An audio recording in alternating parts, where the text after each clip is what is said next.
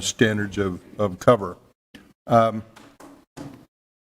Scott, I think I'm going to turn it over to Dr. Roberts. Maybe he'd like to make a couple of opening comments. Yeah, and as he's coming up, I want to appreciate that they've made this time to come in and report out to council how our joint program has been working this first school year.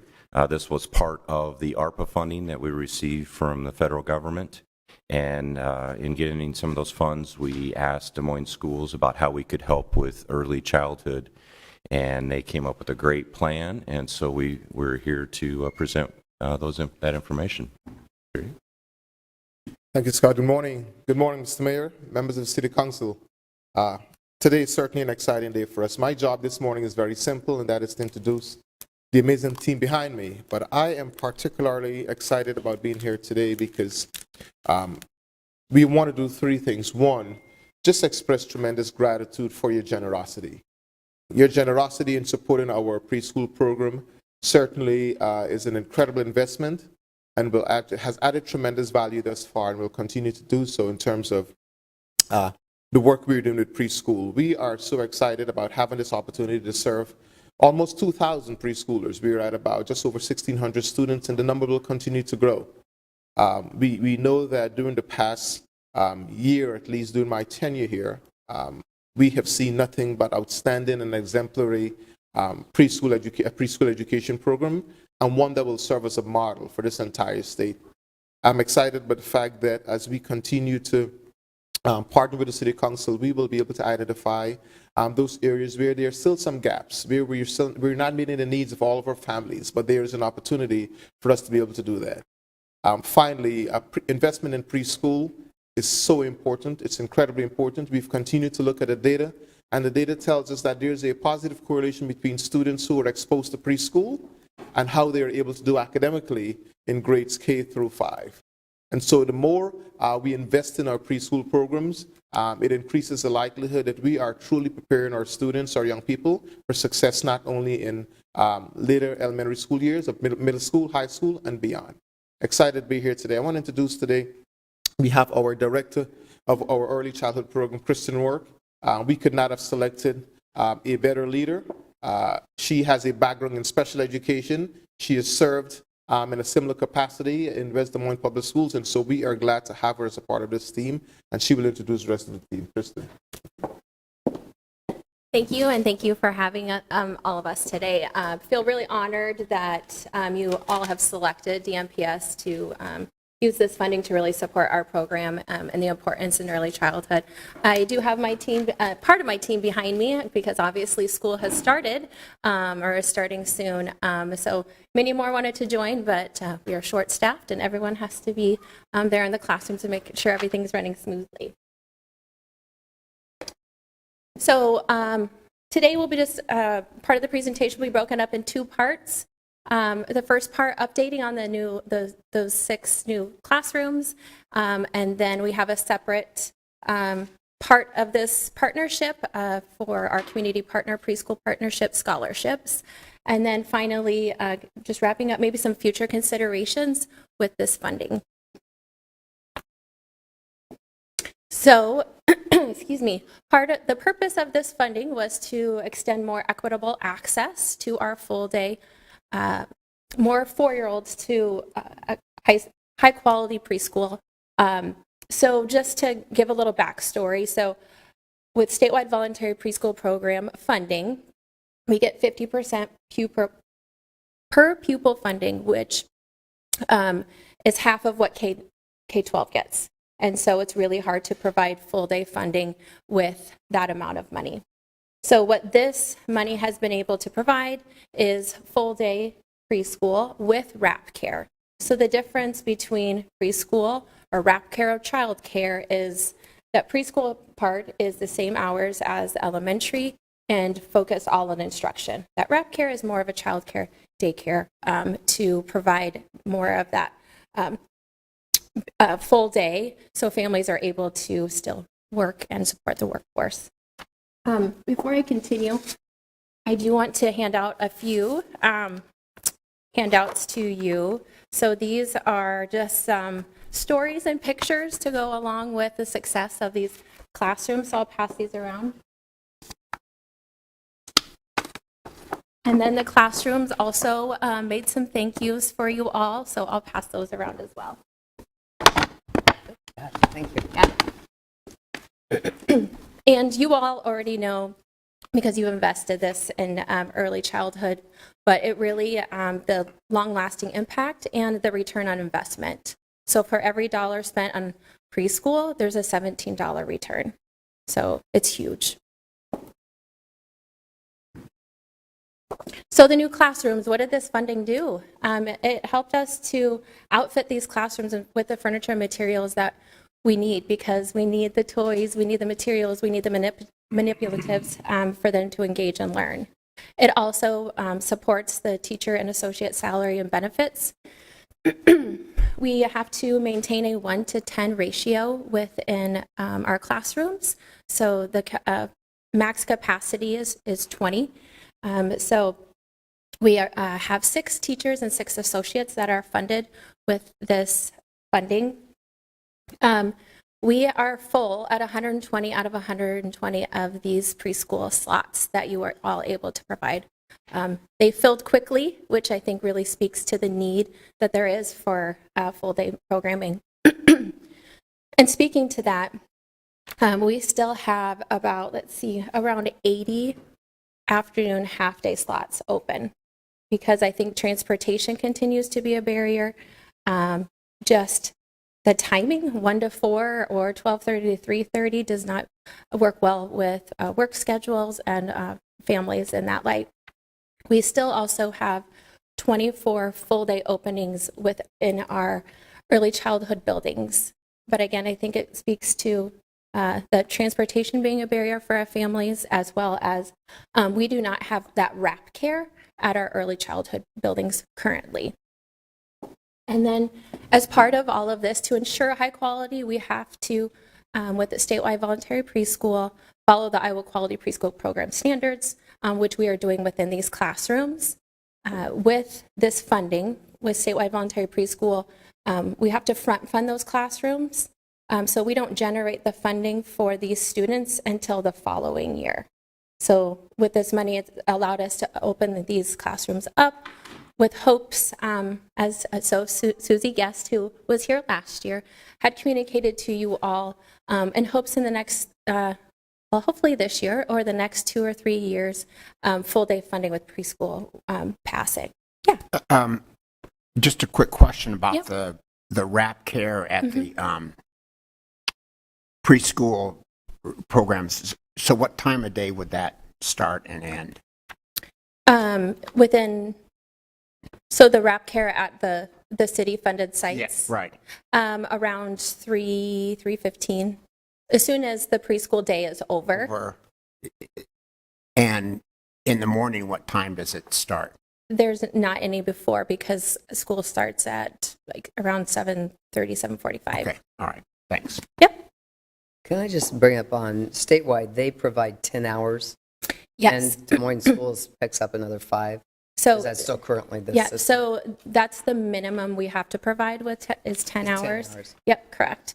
And so to provide full day, we have to do a lot of braiding of funding, which we're only providing for about 35-40% of our families right now. And so here's the ward map, so you can see where our new classrooms are. We have 2 at Greenwood in Ward 3, 2 at Carver in Ward 2, and then Capitol View and Jackson are in Ward 4. We'll talk in a little bit, but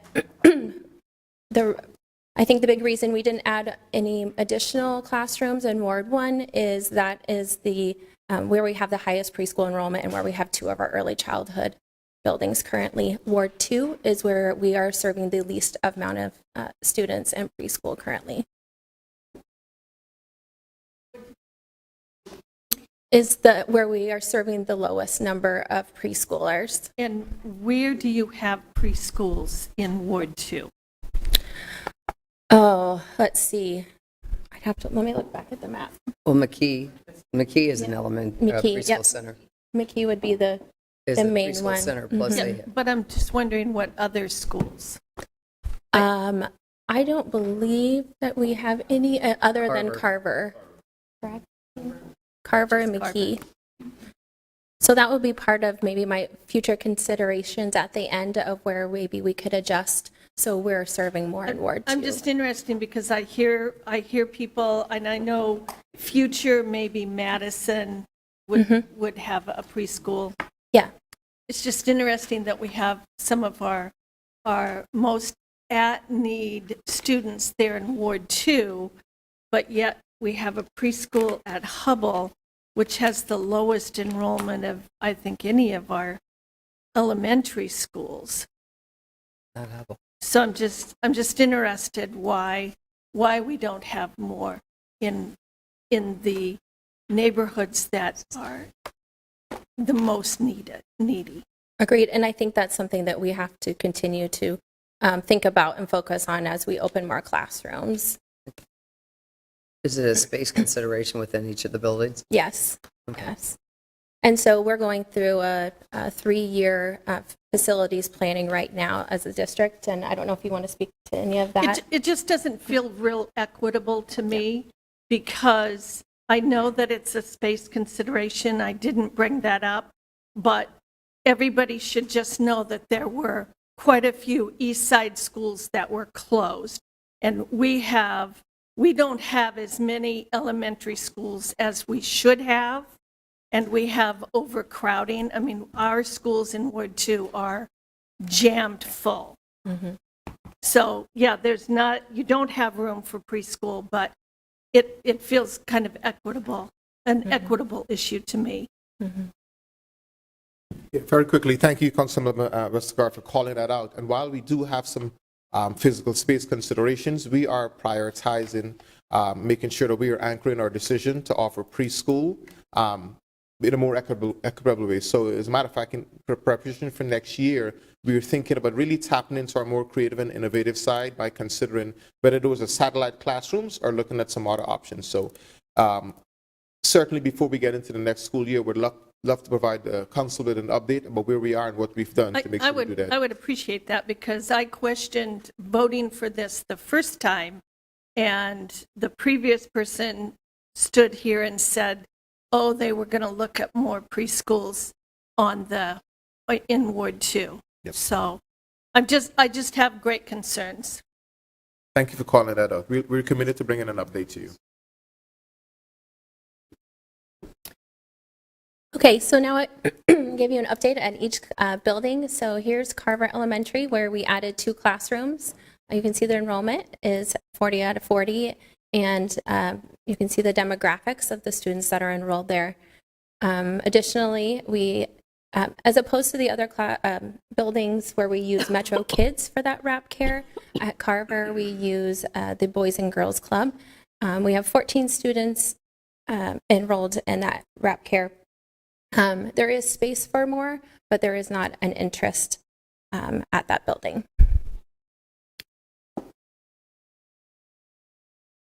And at Capitol View, where we added 1 additional classroom, we are full at 20 out of 20. Again, you can see the demographics of those enrolled there. We have 13 students in wrap care. There is more interest, but there is not space available. A barrier is finding the appropriate staffing for Metro Kids currently.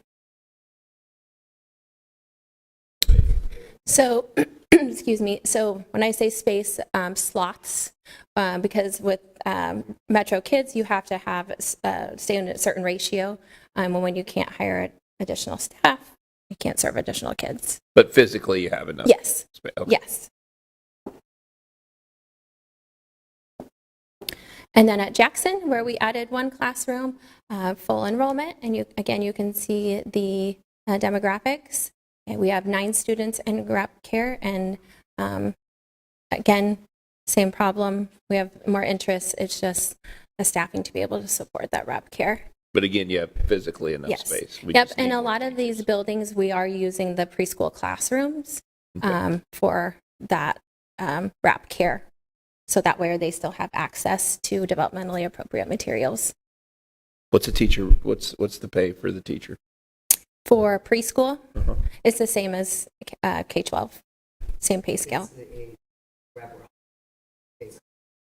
Oh, the Metro kids? I'm not sure is it start at 13 or 14? Do you know? I'm not sure on that. Okay, thank you. Because I know our associates start around 1650, and I do know it is lower. Because with our associates, with statewide voluntary preschool, you have to have a minimum education of an associate's or a paraeducator certificate, something like that, which is different than K-12. They just have to have a high school diploma. And the picture there, you can see those are the two classrooms together that they want to make sure I pointed out their little message in the background to you. And then Greenwood. So we have added 2 classrooms, full enrollment, and you can see the demographics there. We have 14 students enrolled in wrap care. Again, there's interest, but space is not available. Also, there was such a interest at Greenwood, but a lot of families not meeting the income, and so guidelines, they were above the income threshold, so they did add a additional preschool classroom for pay for families. So we have 3 classrooms there. So just putting that in your back of your mind as we talk about future considerations. Greenwood is a 2-section building, and when I mean that is like kindergarten, there's 2 classrooms, first grade, there's 2 classrooms, and so on. And so creating 3 preschool classrooms created it was great. We served a lot of kids, but now 20 of those students have to go somewhere else because we don't have the space in kindergarten. Wrap my brain around this. So you're saying Greenwood, because you had people that were interested and could pay for it, you added another classroom for them. There was they did an interest survey within the community, and there was interest, and so we have 3 classes. So we still have we're serving the 2 city-funded classrooms in additional to a per pay. And just looking at their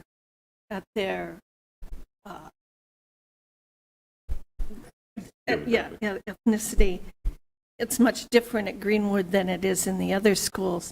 I'm still concerned that we have kids that are interested in preschool in some of the lower to mod income neighborhoods, and you didn't add a preschool there. Well, I just find that interesting. and one of the things, I mean, in full disclosure, my kids go to Greenwood, but one of the things that I think is great about this, I mean, it's bringing families that might have not looked at the public schools and keeping them in our school and in our neighborhood school, which has been a unique challenge that Greenwood has that maybe other parts don't. But there is still a tremendous need. And some of the kids that I think are being served and that are in that 40 have just as much need as kids throughout our community. But the idea that you're providing this opportunity and thinking about the full range of needs in the district, right? How we keep families in, how we bring all families in. I think that's important, and I think there's value in doing that. And you're still serving kids who have tremendous need as well. I mean, kids who have need exist all over this community, and we need to be mindful of that too. But I think you hit it on the head.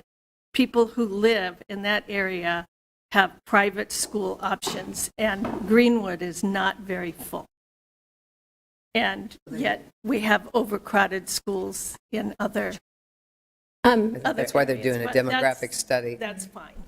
And Jenny Inman, our principal at Greenwood, is here. She just wanted to say something about those. Yeah, others. just to kind of clear up, I think there's an assumption made that the 40 spots plus the extra 20 are neighborhood students, and they are not. Most of our students receiving the free preschooling are coming from all over the metro area, not specifically the Greenwood area.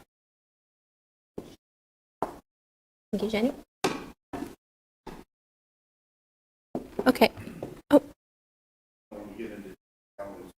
Metro, but are they coming all around the city or the metro? Right now, all of our students enrolled at Greenwood are Des Moines students.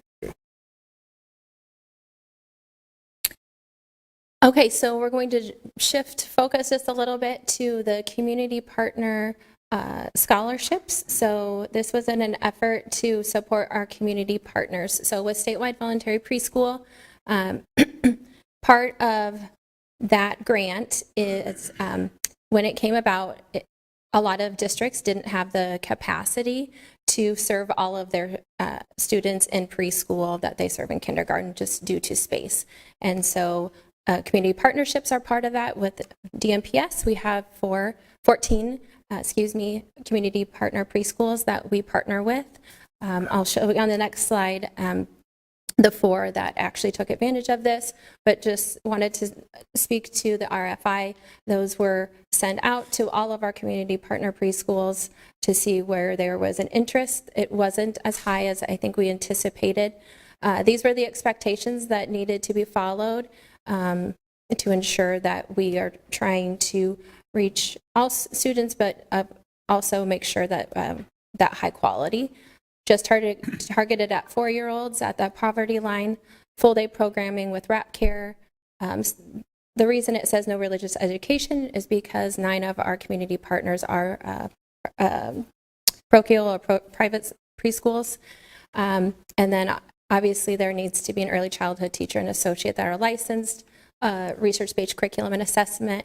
And then I spoke to this a little bit earlier.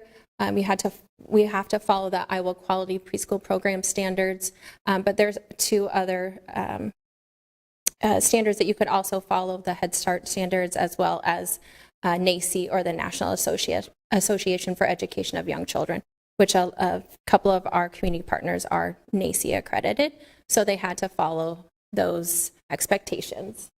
Before you move forward, Yep. Just for everybody's knowledge, explain that 300% of poverty level or below. So when we're looking at, so I think initially Susie had suggested 200% and to try to extend that a little bit more. So because I think 180% of poverty is, I believe off the top of my head, around 54,000. So pretty low bar. So I can't tell you off the top of my head what 300,000 of poverty is. 300% of it, that would be 3 times that, right? So Close to 20,000. She said 180 is 54,000. yep, Not quite. for a family of 4. About 27, right? Is that what you said? Yeah, so I don't know what that would be. Oh, okay. Any additional questions on that?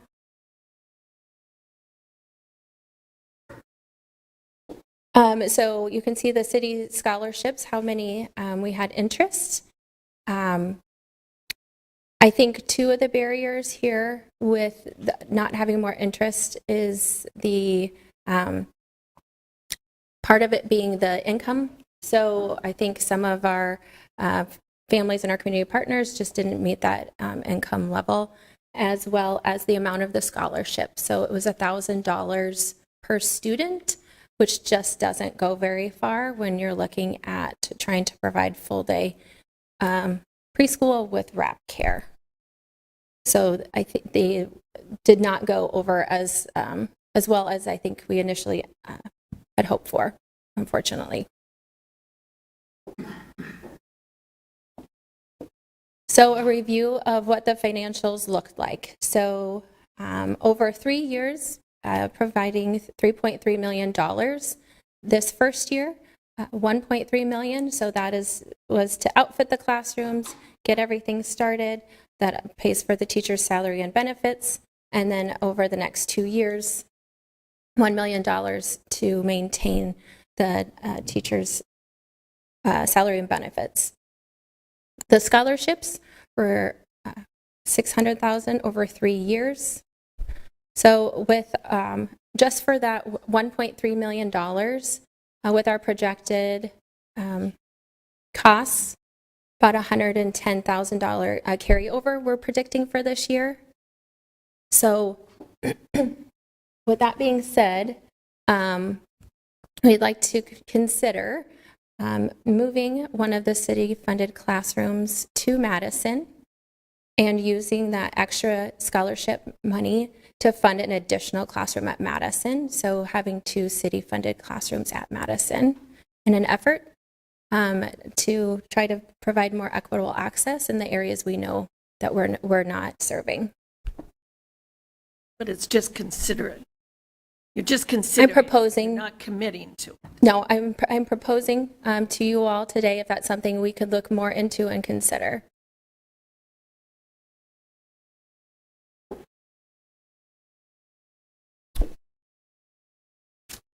Any questions?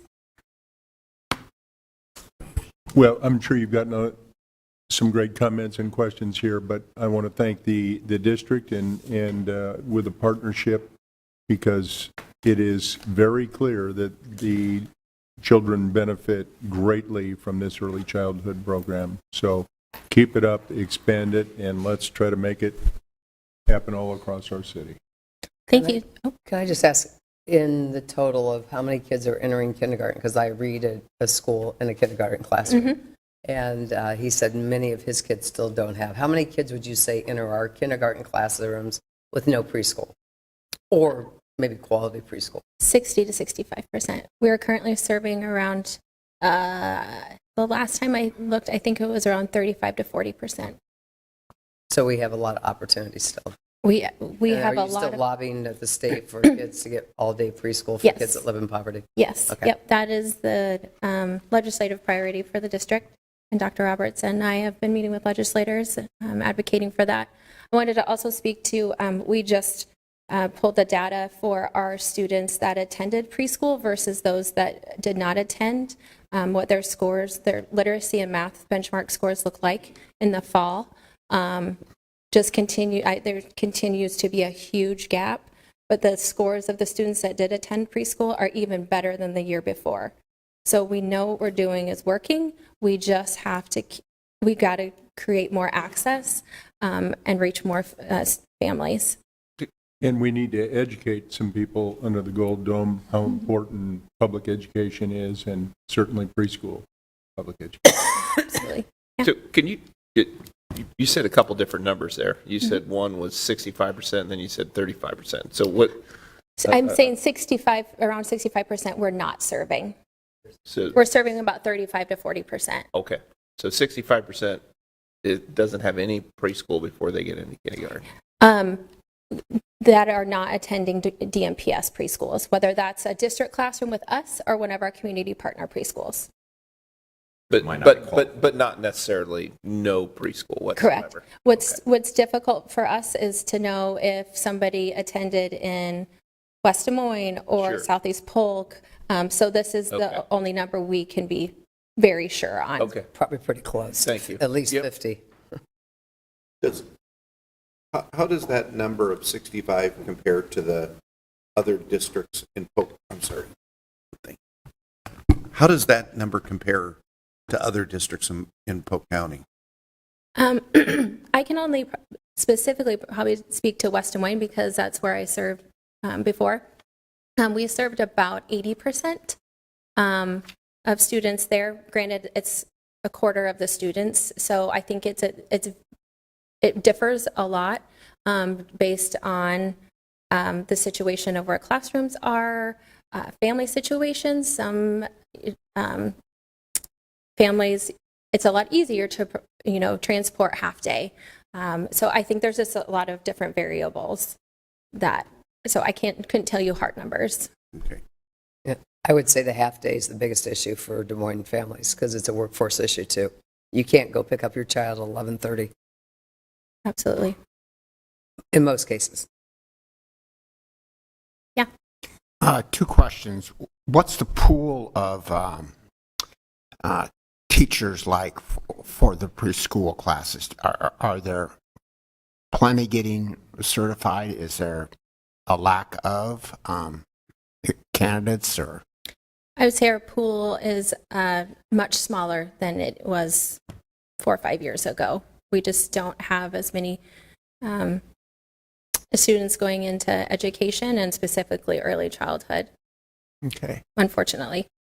And so, let's see, these COVID-related dollars will run out in 3 years. And then what?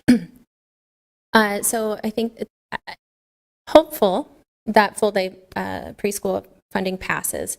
If not, these classrooms would have to go to 2 half days instead of, we wouldn't be able to sustain for maybe more than a year or 2 at the full day without additional funding. Okay. So, Mayor, Yep.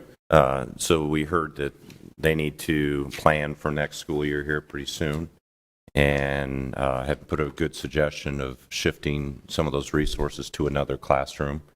I think that makes sense, but if you have more thoughts on that in the next couple of weeks, I'd appreciate letting me know what those are so that we can inform the school district that we're okay with those shifting of funds to the Madison.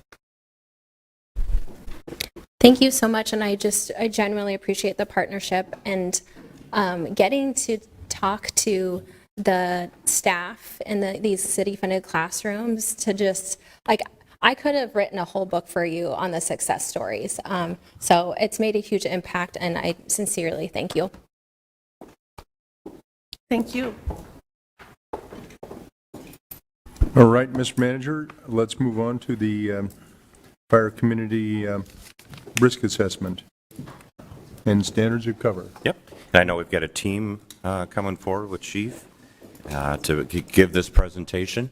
And this is a touch point where they've accomplished a couple important tasks as part of the accreditation. And they have now shared that information with a lot of their staff and can report on that as well. So I'll turn it over to Chief. All right. Good morning, Mayor, Manager, members of council. We're excited to be here today. We've kind of hit an important milestone in our accreditation process. And I want to say the purpose of today is really to give you some explanation to help you have some understanding in how to read and how to use the community risk assessment, which is really what risks do we have and what services should be aligned with those risks, and the standards of cover, which is the heaviest lift in this process regarding data. It's the look back to how do we measure up against different benchmarks. And hopefully it will also give you some understanding as to the context of those benchmarks. I like to tell people it's the same responsibility if I was in a fire station to say you need to get from where you're at to that fire engine and leave in a minute 20. And you can visualize that. That's pretty easy to see. It's a little different to say, what if we're sitting in this room right here? And you get the tone. And you've got to leave the room, go through the doors, go down the steps, go through the doors, get out the street. That's a different expectation. So there'll be a little bit about context and how we apply appropriate benchmarks that are both the goal as well as being aspirational in how we measure and attack the gaps there. I want to let you know, well, one, you already do know because you've acted on it, that we are a registered agency with the Commission on Fire Accreditation International. That's a status. That's the key that unlocks the door for information. Having completed the community risk assessment and standard of cover is a milestone which is important for a couple different reasons. One of them is it allows us to apply to be an applicant agency, and that sets a clock running of about 18 months to complete a strategic plan as well as a self-assessment. And you're familiar with the concept of the strategic planning, but on the self-assessment, it's literally writing out 250 or so criteria about how we not only take care of safety in our practices, but how we operate on the fire ground, how we operate on EMS calls, how we administer the fire department, the business end of facilitating service that way. And so that's also a heavy lift, but there's a clock running on that. I think we mentioned briefly last time that we've already started the process of doing the strategic plan, and you'll hear a little more about that in a moment, with a group of 42 members of the fire department across all ranks. So having completed the community risk assessment and the standards of cover means that we will start moving forward in multiple lanes, working on the self-assessment, the strategic plan, as well as acting on things that we've learned so far from the community risk assessment and standards of cover that I'll talk about at the end. And I'll relate those to other efforts that we've had, things like the resident survey and the expectations that come from that, the expectations that our community members gave us as a part of this process, and some context about how all the different kinds of measurements that we use relate to each other, and they're all important to providing good service. The bulk of the presentation is going to be done by District Chief Brian Davis, and then the Fire Marshal Jonathan Lund will go in a little greater detail on some of the key measures that we use, and then I'll come back and talk about what our next steps are.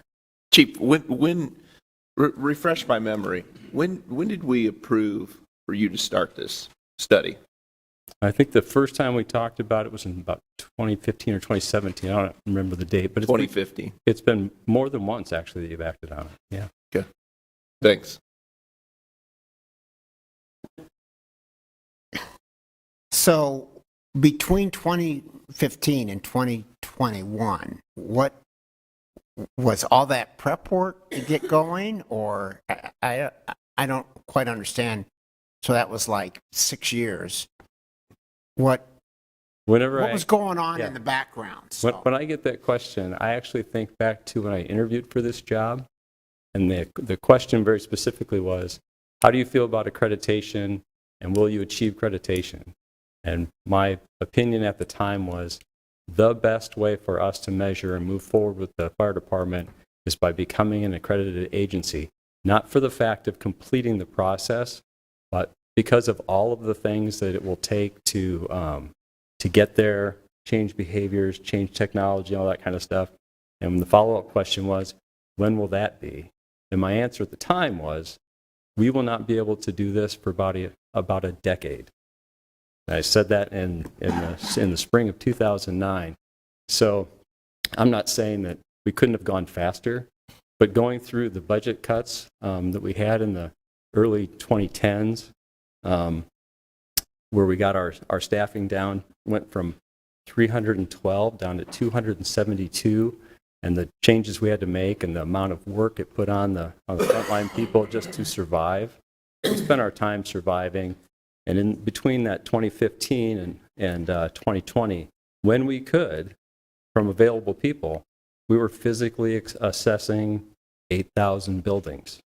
We were trying to get on top of other necessary things, the technology necessarily to do this. And we are just now getting to the technology. A lot of what you're going to hear today, the large data lift, is really is a big thanks to Superintendent Michelle Bishop, who has been acting beyond the technology available to her, but through some appropriations by yourselves and work with the IT public safety section, we're now getting over that hump, and we hope to accelerate. We weren't ready to go through the formal process then. No, the first things that we did was access to the information, starting from scratch on sending people to training to learn how to do this and the things that we would need. And we learned in pretty good fashion that what we needed was even greater than we thought. Okay. But really, most of this work that you'll see today has been accomplished in the last 2 years. Okay. That's the bulk of it. And are there other departments in Iowa that have already met this standard? Yes. Iowa City's accredited. Urbandale is just going through their process. I'm not sure if West Des Moines is done or if they are in their process. There's 300 departments in the world who have become accredited. Okay. And there's a small handful in Iowa. I think Iowa City is the longest standing accredited department. Mr. Manager? And I just want to pay attention to the early part of the report that talks about all the improvements that continue to be made. as they recognize through the accreditation process the opportunities to adopt new technologies, new processes, and whatnot. So again, there is notoriety to finishing with the accreditation, but the real value is all the improvements you make on the way as you identify these opportunities. And that's happening. Yeah. And I don't think it's ironic. I think it's a credit to the members of the fire department that while we had not made significant progress towards accreditation, the lessons we were learning and implementing those lessons on the department is how we improved our ISO rating for the first time in nearly 60 years. So there are certainly things that we can point to that we've applied lessons learned. But on this process, this is where we're at today, and I hope the presentation by Chief Davis will help you to read the document, and as we go forward, because this isn't a one and done. This is a every year and every 5 year, and it will be connected to things that I recommend for the department and ask the manager to recommend for you to address gaps between where we are and the goals in the strategic plan. So this is the language not only of today but of tomorrow. So I'll hand over to. I guess the most frustrating for me is this started in 2015, and this is the first time we've had an update about it. So that's from you or from you. So I'd love to hear the presentation, but I don't think we've ever entered into another study that's lasted this long and never had an update about it. So I'm interested to see how far we've gotten on this and how much longer it's going to take. All right, I think you'll be impressed. I'll hand over to Chief Davis. Thank you. Yep.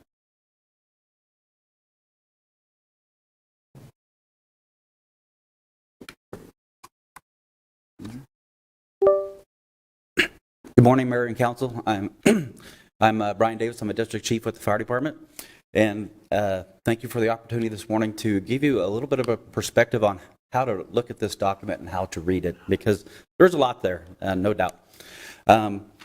The auto save portion of my computer and I have been fighting just a little bit. So as I was reviewing the paper copy, there's some very important abbreviations that were kind of left out that I wanted to have in there. So the emergency services, we love our abbreviations and we love to shorten things up. So if you, community risk assessment can be shortened up to CRA. So if I say that, that's what I'm talking about. Standards of cover can be shortened up to SOC. So those are some of the more common ones you'll see in the document that are shortened up, and I do apologize, but it is our habit. The first slide here is just really kind of more like a goals or just an in general broad way of having your mind prepared as while you're looking at the document. So it really first and foremost improves our decision making abilities. So instead of just using opinion and emotion, we're able to take that opinion, take that emotion, and turn it into some performance combined with some data that measures that performance and helps us to really gauge to see that our decisions are correct and doing the services the most justice.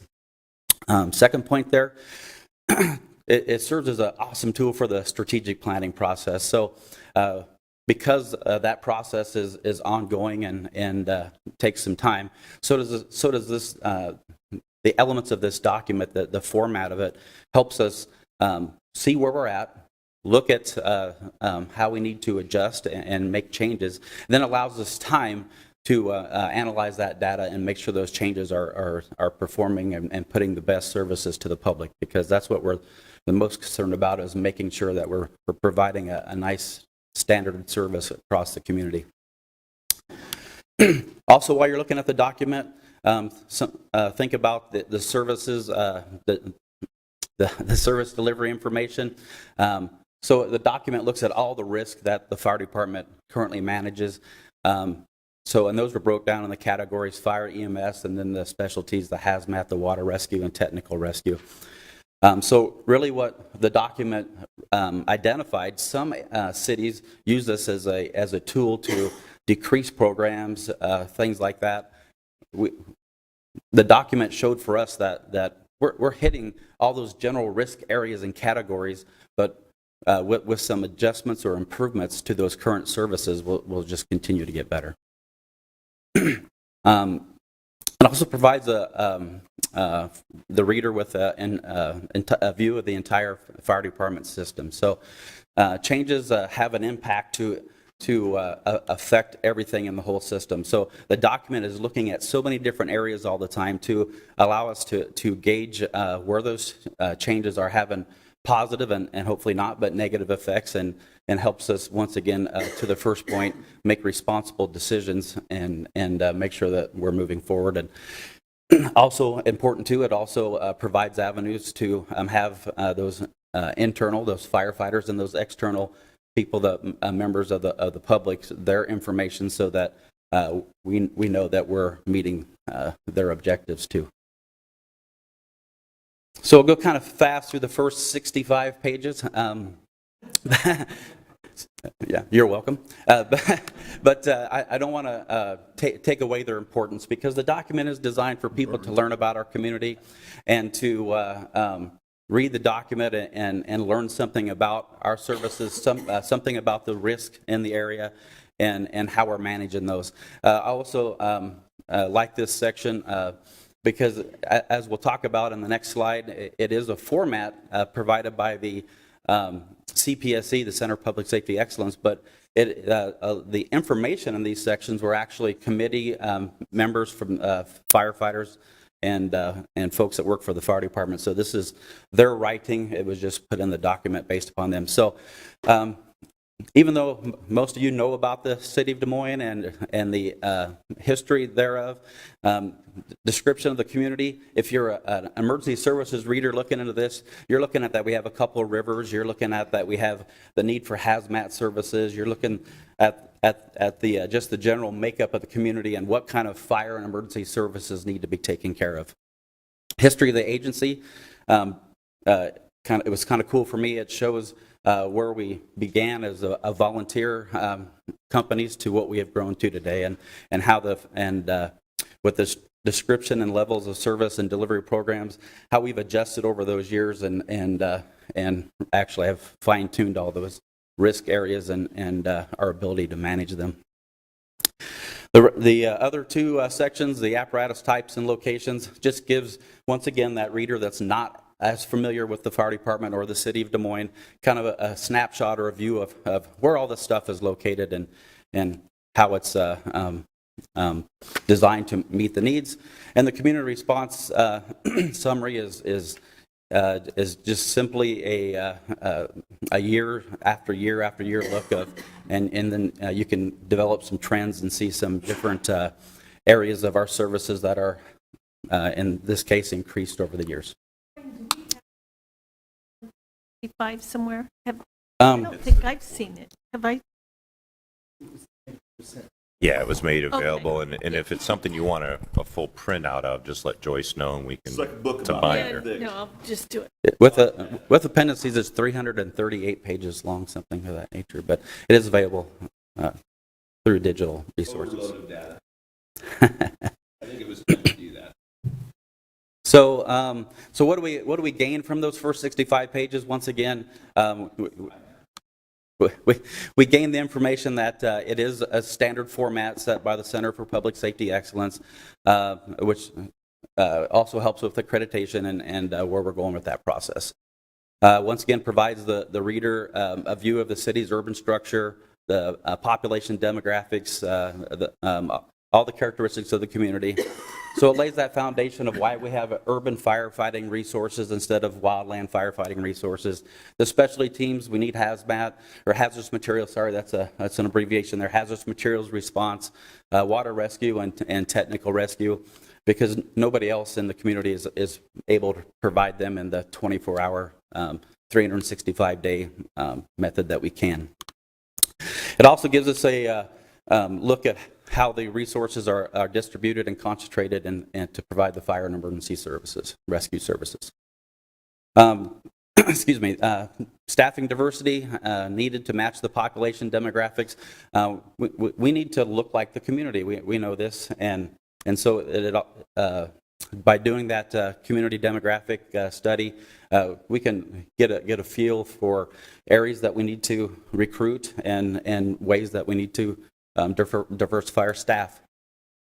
Staff training, once again, looking at the types of services that are needed and the types of services we provide. We can start structuring our, not start, we're already doing it, I guess. We could continue to structure ourselves around the most safest and effective way to deliver service. And those little side notes, those are also things that the folks that came to the external stakeholders meeting back in April of 22, those were also things that they identified that they wanted to see as well. So once again, services are currently managing the identified risk, but this also gives us an avenue to continually look. This is different than just a one-time study. This is an ongoing process, ongoing study, and it helps us to continually look at those risks and see if services and there's other options out there to provide. Section F. This is that external stakeholders meeting. I believe it was conducted in April of 2022. Just a few clips from that meeting. I thought the chart to the left there on how the city viewed the importance of the services was interesting. I also had at the internal stakeholders meeting, the internal stakeholders do the same thing, and we hit on a lot of the same areas. Just to let you know, though, the firefighters saw emergency preparedness and management a little higher up because in their eyes that was us training, us preparing, us having policies and procedures, and they thought we were doing good with that, and that was important. They also, the public ed piece, public education, firefighters think it's important for us to, as part of what we do, to get a safety message out there. But to the right, just instead of having a separate slide, just basically information gained from the community survey, and this was taken right out of the document there. It's just a overview or kind of cleans it up a little bit. So those are the expectations, same as we'd probably expect of ourselves. Quick response, knowledgeable employees, concerns, adequate staffing, and diversity of our crews. Once again, these were the words of the folks in the public. Section G. Section G begins to, and yes, it's kind of a data overload. But it begins to help us be able to look at the way that we provide service and how to change those to some degree. So it's part of the community risk assessment, and once again, all those general categories were analyzed once they were determined. So there's fire, EMS, the hazardous materials, didn't shorten it up for you that time, water rescue, and then the technical rescue. And technical rescue does include like vehicle extrication and elevator rescues and things like that. So it's just not the team that hangs off the tall buildings with the ropes and that type of stuff. Incident types then were placed into risk categories with the help of the chart to the right. So everything in the general category of the fire, EMS, and then the special teams was broke down into low, moderate, high, and maximum as in the elements of a 3-axis system that was generated from that they were put in that subcategory, in that side category from results of what's called a 3-axis system that assigns it a score and a level of importance, so to speak, or a level of impact, I guess is a better word. So how does that level of impact, or also in Section G, you'll see a lot of these this type of information. So really the best way to look at it is just generally how it is broken down to come up with that score. So it comes up with the 3 levels: consequence, which it identifies as impact to the community. This would include loss of tax dollars, the unfortunate victims involved, this type of thing. The second element to that axis is the organization or the impact to the department. How many fire vehicles does it take? How many personnel does it take to accomplish these incident responses? And then the third category is the frequency. So that's a little easier to find, is basically how often does this happen. So because the maximum level events are pretty important, as you can see from the descriptors to the right, we're in the fire category. Now, just remember that every one of those risk categories has their own section. So you'll see that classification in the blocked area with red for fire, blue for EMS, and et cetera.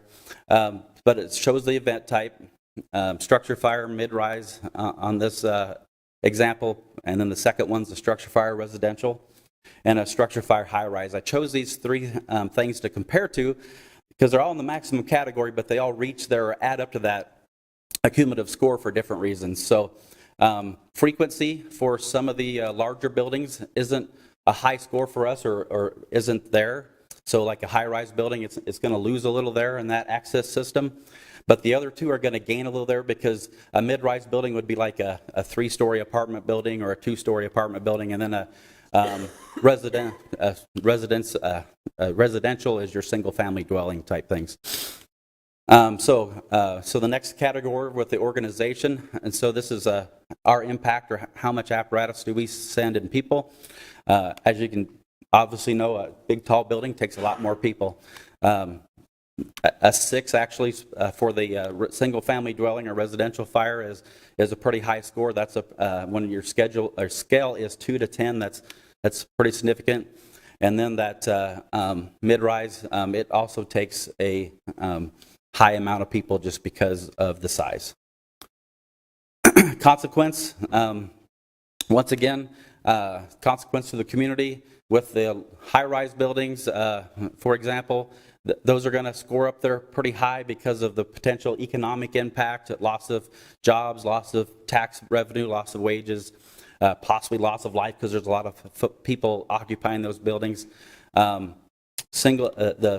single-family residential loses a little in there because even though it is impactful to a family, it's not impactful to the entire community if there's a fire loss in a house.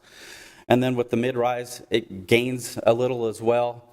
Mainly because it is, you're talking about more people and more people displaced from the fire and that type of thing. So with the 3-axis system to the right, you can get with the shaded in area. That's how the score tallies up to the total risk score, and that's what puts it in that low, medium, high, maximum category. So. When you're reading all that mountains of data, that's why it's broke down like that. I combine sections H and I because they kind of work together. So this is how are we delivering service, basically, and historically how have we, and this is where we start talking about having where we're at today, and when we make when changes are made, how you can gauge whether the changes are working good for the system or not. So. Looks in 3 different categories. The first 2 are up here: distribution, which is our ability to respond to incidents. Things that affect that are or contribute to that are station and vehicle or apparatus locations. Unit response totals, of course, the busier a area is, the more vehicles that it could need, or you may see how its performance based upon the amount of vehicles that are in it and how busy it is. And then planning zone totals, which a planning zone is a geographical area. You may hear firefighters refer to it as a territory, but it's a geographical area the city broke down. And it is broke down into 11 geographical planning zones or geographical areas. Concentration is the next category when you're looking at data. So it's response data. So it's how can we assemble what is considered an effective response force? So for the different categories of alarms, fire, EMS, and the specialties, and then those low, medium, high, and maximum subcategories, each of those takes a different amount of vehicles and people to accomplish, and have different needs based upon where those occur at. So do we have things placed in the right area, and we're sending the most responsible amount of people and vehicles to handle those things. So best example is our water rescue stations are pretty close to the boat ramps because we want to be quick to get people in the water, for example. Some stations have more different types of fire trucks, fire engines in them, ambulances in them, because of the height of the buildings in the area, because of the general different needs. Last category is reliability. Reliability is using some of the benchmark data from the National Fire Protection Association, which we can discuss in the next slide to a little greater detail. How well are we meeting what they consider the 90th percentile or an acceptable level? How are we measuring up to there? How reliable are we of providing the same services to everybody throughout the city of Des Moines? So it's looked in, first of all, in a few different areas, but first point to bring up is by area. So by individual planning zone. So how often do we meet the benchmark in a specific planning zone? The second, by unit expected. So how often do the vehicles that are housed in a fire station within that planning zone arrive to meet that emergency? And the third is, if those vehicles are busy, how how reliable is the vehicles in the next, or the fire vehicles in the next fire station able to come into that territory, or that, see, I even did it, in that planning zone and provide acceptable coverage. Other factors for reliability are probably not fair to put emergent workload. We have a lot of what is considered non-emergent workload, which I'll identify for you in the next slide.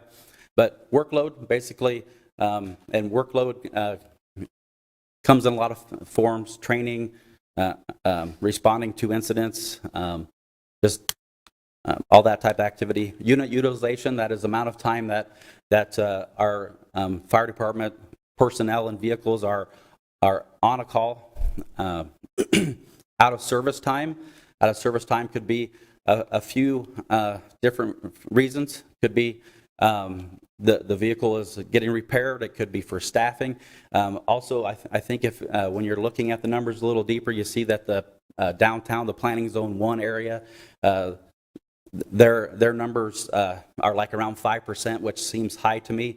But the reasoning why is that's where our hazmat team is, and hazmat calls take a significant amount of time to handle. So those vehicles go out of service for a hazmat call, and so those firefighters are working. They're available. They're doing what they're supposed to do. But we cross-staff the hazardous materials team with the engine, the truck, and the medic squad, for example. Alarm handling times. These are the amount of time that it takes for the folks in dispatch to get the 911 call and then give us the 911 call. The turnout times are the amount of time it takes for the tones to sound in the station and for the firefighters to go en route. And the response times are just what they sound like, the amount of time from en route to arrival. To be fair, I should have broke that down. The study looks at when the first vehicle arrives and then when the last vehicle that is needed to handle that emergency. So for most EMS calls or emergency medical calls, the ambulance and the fire engine. For a larger event, all 3 of the fire engines and the 2 ladder trucks and the ambulances and everybody to show up. So, Quick question. Response time, is that when they leave the station till they get to the scene, or is that when the call comes in? So turnout time is when the call comes in and they're notified that's the call. The response time is when they hit en route on the mobile data unit, and then when they arrive at the actual incident location. Sir? But to the civilian who makes a call, and it took, I don't know, 3 minutes for an ambulance to arrive, they think about when they place the call. Yes, sir. To when the, what would you say, the ambulance arrived. What do you call that? accumulated time? I don't want to get the terminology wrong, but it's total response time. Yeah, there's a line in the standards of cover document in those sections that Fire Marshal Lund will speak of, and they are there's a total response time in each one of those low, medium, high, and maximum categories as well. Is that probably what on the street people think about rather than, I mean, they are not going to know about alarm handling times, turnout times, response times for the first and last Yeah, vehicle. if you're helping somebody in the general public look at that, I think that would be what they would understand the most. But please remember, we have to use this document too. So if we're trying to shorten those times up to improve and make a better service, we've got to see how each area breaks down so that we can make adjustments and then study those adjustments to see. Okay, but you're measuring all of those. Correct. Oh yeah, that's the part parts of it that make up the total response time. Yes, sir. Yes, sir. Yes, sir. And collectively, we have to make the decision on the total response time as far as what services we're providing to our residents. Yes. I mean, we have to answer to that. Yes. Not, I mean, if we went into a neighborhood meeting and tried to break it down like you just said, they would probably laugh us right out the door. Sure. I So understand that. You know, it's just, we understand you need that broke down so you can make the improvements that you need to do. Yes. Right. But, you know, for us, the total response time is key, that we would be looking at is to make adequate changes to budget, staffing, you know, things like that. Okay, so moving forward in the future, information broke down to other. Do you have that listed somewhere on this? And not in the presentation, but in it's that 338 Oh, I know. page Yeah. report, it is in there, and that's yeah. But you're not going to cover it today. Fire Marshal and well, that'll be the second phase. Okay. So yes, sir. I just want to add that, yes, I can totally understand the general public looks at that total timing, but you will have requests through budget requests to improve elements of each of those response times. So I Understood. think it'll be helpful in the future when we talk about potential budget changes that we'll be able to identify exactly which piece of the puzzle we're improving on. Okay. Thank you for the input. So just to summarize general information that we learned from there, remember the benchmarks are National Fire Protection Association benchmarks, not what we'll talk about, I guess, at the last points. But the benchmarks are for qualified emergent data response. Qualified emergent response data only. So it's very hard to when we're going to. Let me back up a little bit. I'm acting like I'm talking to people and understand the terminology. So emergent runs are when we turn the lights and sirens on and leave the station. We do that approximately 65% of the time. Non-emergent runs are the calls that come in that somebody needs help, but it doesn't necessarily mean that we should run lights and siren. And that's part of what the dispatchers are trained to do, is to help us make that determination. It is always up to the station officer to upgrade if they see necessary. But so when you're talking about response time or turnout time and how fast that you can do response time, then it's looking at, and the benchmarks are only for emergent data because you never know traffic patterns and things like that for the non-emergent responses. You could be at a stoplight for a while, that type of thing. So.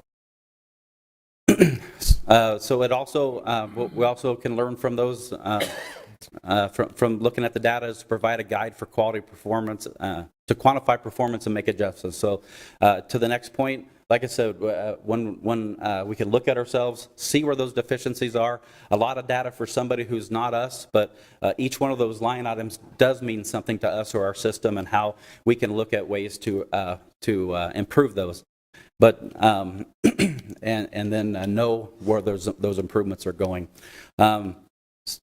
It also when a point in the report that I think shows that is it does show the improvements in Planning Zone 11 after the addition of Station 11. We're much better at making that those emergency vehicles arriving on scene at the appropriate time in that area than we were when we were using resources outside of that planning zone only. So basically, it encourages goals to be centered around the citywide delivery of service, and not just for meeting the benchmarks. So what I mean by that is benchmarks are great, but do they really reflect what our situation is? So if we just look for improvement all the time, that's so much. We'd like to make the benchmarks, but sometimes our facilities, some of the fire stations just were built at a time when nobody was really considering this type of thing, and so it's just not possible to get out the door in the amount of time that we'd hope. But we are looking at ways to speed that up a little bit. Infrastructure, what I mean by that is there's a lot of road construction going on right now, as you all are aware of. That affects how quick our response times are, and how and that a benchmark will not give you a true test of that. That's why when you look at the data, look at all 3-4 years worth, so that you can maybe see some trends, and with the knowledge that you have, you could know, well, gosh, the university's been closed in that location, so that's probably why they're a little slow. What else can we learn from that section? To improve the distribution, concentration, reliability, reduce the call handling times. Once again, that's the process for dispatch. Improve turnout times. That's just not all people. There's some different systems and vehicle placement and things like that can be used for that. Improve response times of the first arriving, because it is important to have the first arriving, but we also want to have, for our safety and for the public safety, all the vehicles that are supposed to be there. So to the next point, the response for the total concentration of and that ERF is emergency or effective response force. Reduce the apparatus out of service times. Evaluate where the apparatus is, or the concentration of, or the locations. Evaluate response plans to meet the results of any task analysis. So those those incident types were broke down. Tasks were looked at that handles those emergencies. Some of those some emergencies we were sending way too much stuff to. Some emergencies we were sending we identified that a few more things need to go to. So like a high-rise fire, it needs a lot more than just like a single-family residence does. And also reduce what Fire Marshal Lum will talk about with the unit utilizations, with the emphasis on medic squads. Some of the medic squads are teetering an avenue that's worth looking at as far as the amount of time they're on a call each day. So other things to learn is the need for some call reduction strategies. Continued support for some of these EMS and emergency medical service initiatives out there. We've got to reduce the calls are escalating. So to get a handle on that, instead of going lights and sirens as the fix, we've got to look at ways to alternative ways to make it so that we're not going lights and sirens, and using all the resources. So the mobile integrated healthcare or community paramedicine, that sends a resource to somebody and not a full effective response force, not a bunch of fire apparatus and staff. So it makes them more available for other emergencies. The Central Iowa Shelter Clinic, that's a good program that alleviates some of the busy, actually kind of helps the ERs out too, helps our services out. Sobering Center, and we probably should enhance some of our public education to include some community risk reduction, some more knowledge to the public on some of these services, so that we can help lower some of the call volume. Utilization of the tax analysis. Once again, I jumped ahead a little bit. New alarm assignments for a shed on fire as compared to a house on fire that doesn't need the same amount of vehicles. So once again, that's a all the way across the board. Makes us more reliable. It also saves wear and tear on vehicles and everything that goes along with it. Keep apparatus in service for those not needed low to medium risk events. Keeps them more available for the high and maximum. Once again, trying to get you used to the terminologies. You're reading all that mountains of data. Ensure complete apparatus assignments for the maximum events. So once again, that house fire or that high-rise building needs more than just a house fire. Just summarize Section J. It's really important to hit upon here how the whole document really needs to work together and not just look at one area, and how that it needs to be studied continually and data needs to be looked at to gauge what those improvements are for the services, and also that it's just not a study, a one-time study that you pay for. It is an ongoing process that allows us just to continue to look at ourselves and make ourselves better all the time.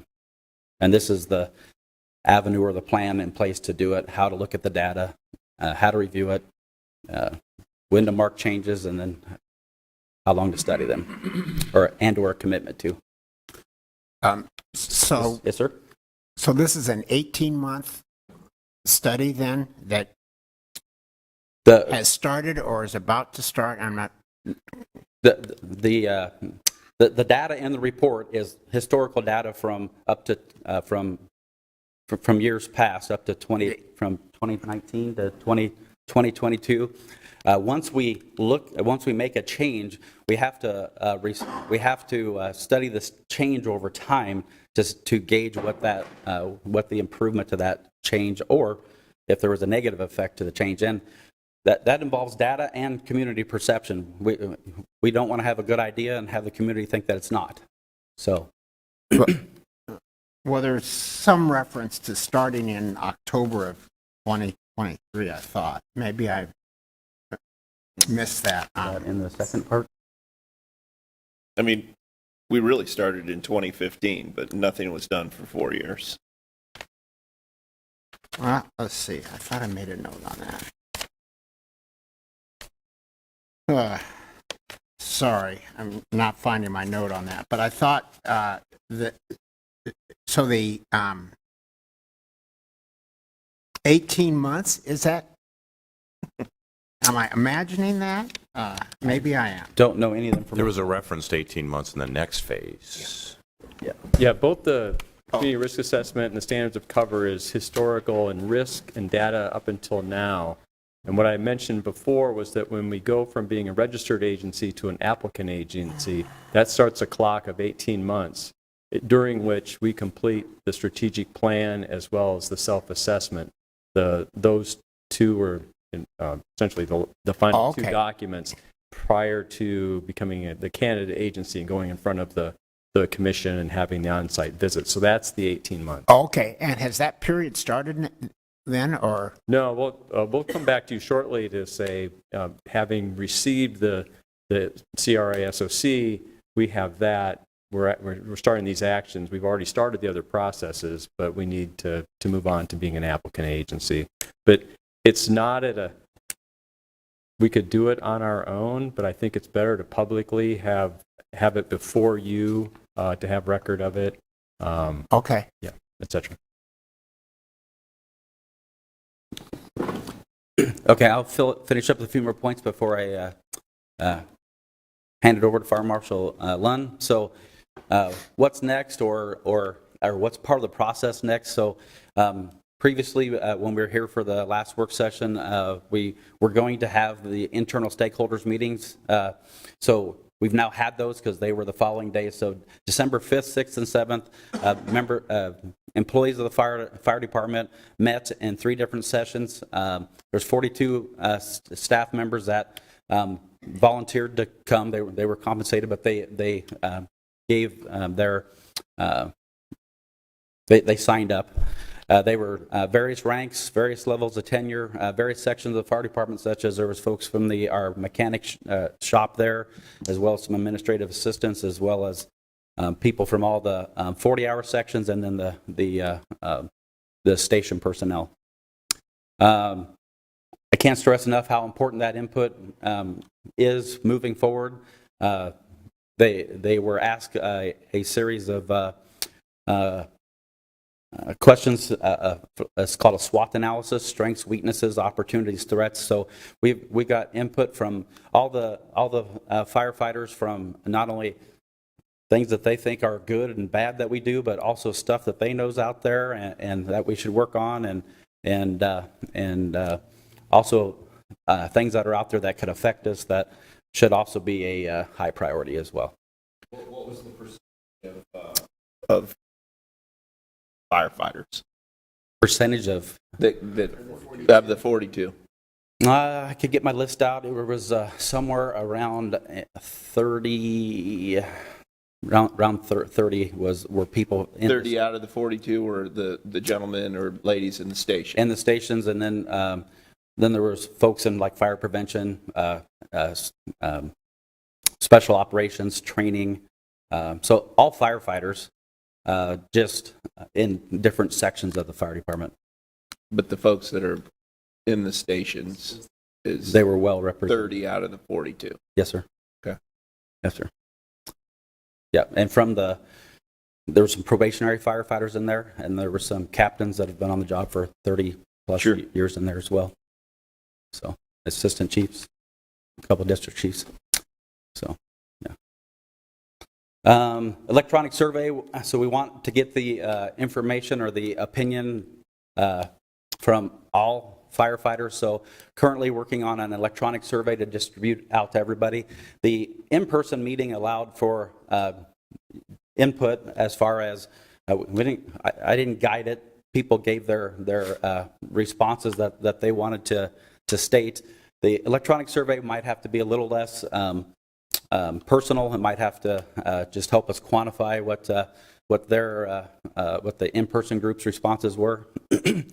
So then, as Chief spoke to, we'll be asking for authorization sometime to be an applicant agency. Continue with the strategic planning, which continues with looking at the performance and our services to improve them.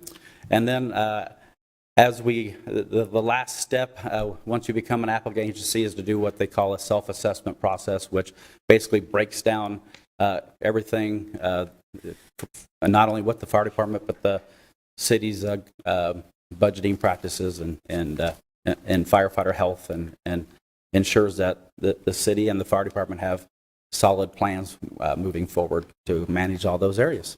So. Any further questions for me? Sorry I went so long before Fire Marshal takes over. Thank you. Thank you. Morning, Mayor and Council. Jonathan Lund, Fire Marshal. I'm going to share with you some of the data that's in the document. The breadth and depth of the data is required by the Center for Public Safety Excellence. It is broken down. What is unique about it is it gives us a consistent approach to evaluate from year to year, so we can build on that, and we'll build a trend line, if you will, in all of these different areas.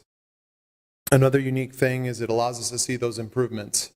If you look at Planning Zone 11, it went from about a 35% reliability before it was staffed with Engine 11 and Medic 11, and that station was there, to now upwards of pushing 70% reliability. So you can see the improvement to the service that the resident receives.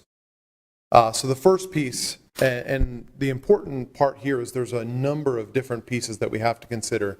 To consider any one of these pieces individually would be leaving out some of the picture, and it wouldn't be a representative look at all of the information that we have to consider to make decisions. So we talk about call volume. This is total workload. This is emergent calls plus non-emergent calls.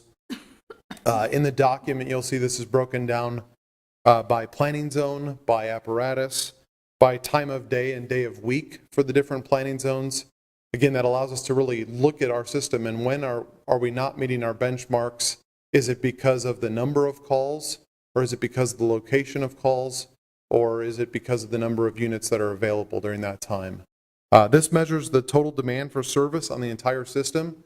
You can see that it's increasing. I don't think we're telling you anything you don't know, but it's good to see that And it's just one measure to evaluate busyness. In terms of what's increasing, it's kind of hard to tell, but mostly EMS, or are we seeing the other categories? I mean, it's across the board. You can dive into the details, but we are seeing a definite increase in EMS runs. But to further break that down, what types of EMS runs are they? All the emergent, really bad cardiac arrest type runs, or are they also some of the basic life support runs? And we're seeing a definite increase in the basic life support runs as well. Would that be considered the mental health? Could be mental health, could be minor emergencies that aren't life-threatening. I mean, is that like the drug overdose? All of those would be in those categories potentially. But are we seeing like the fire, the hazmat? Like most of the call volume increase is EMS, or are we seeing? We're seeing increases across the board. We've seen a real uptick in illegal burns and encampment fires.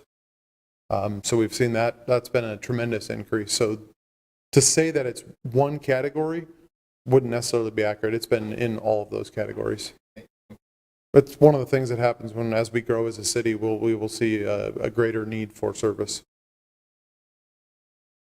So moving then into unit utilization, Chief Davis talked about, this is a measure of the workload in terms of responding to calls.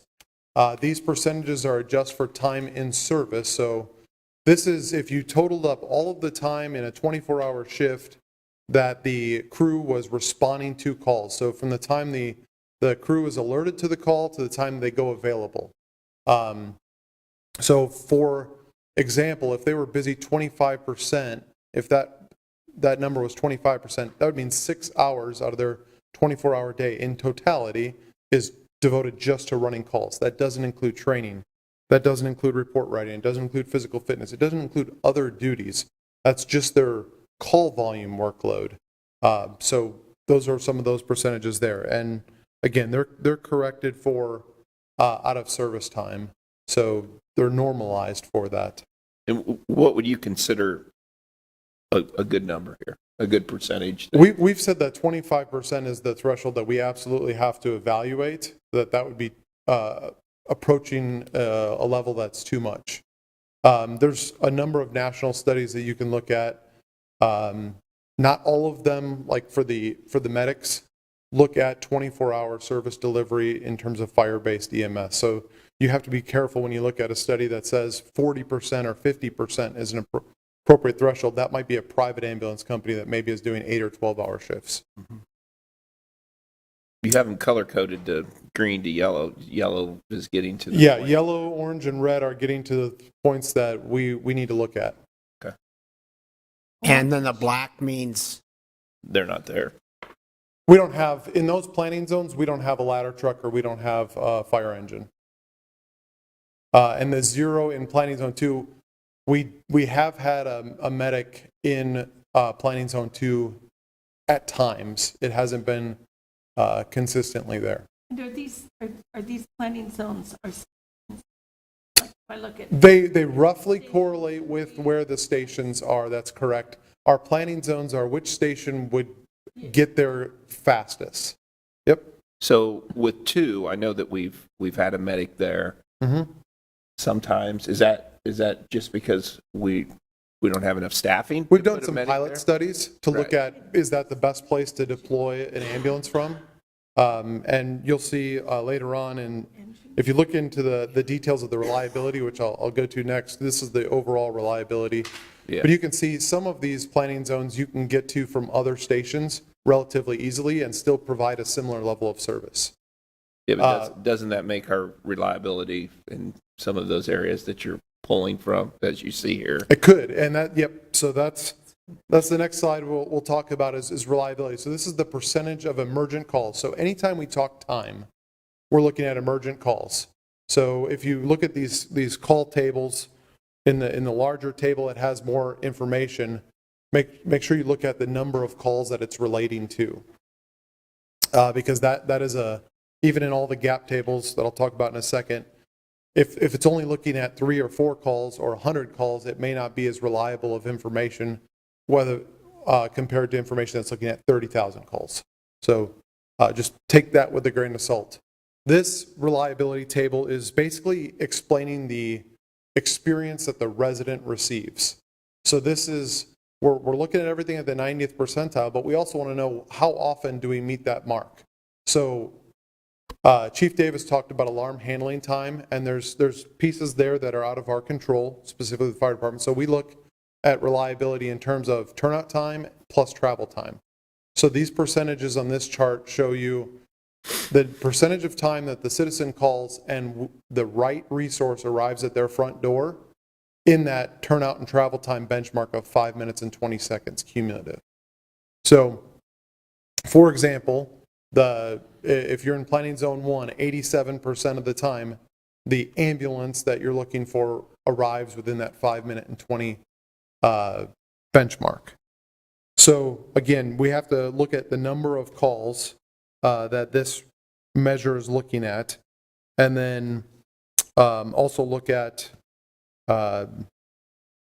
the distribution of the calls. So some of these, that travel time, it may be that the resource was available in the station, but physically to travel to that location where the call occurs just can't be done in that 4 minute travel time. It's outside of the 4 minutes. So this isn't necessarily saying if the units are available in their home station, if you will, what is the reliability? This is looking at truly what the citizen receives, whether it's coming from that station or any other station. This is the overall reliability. So as I look at this as Ward 4, which is 2, 6, and 10, 8 is probably services a lot of my ward. I have the most unreliable service in the entire city.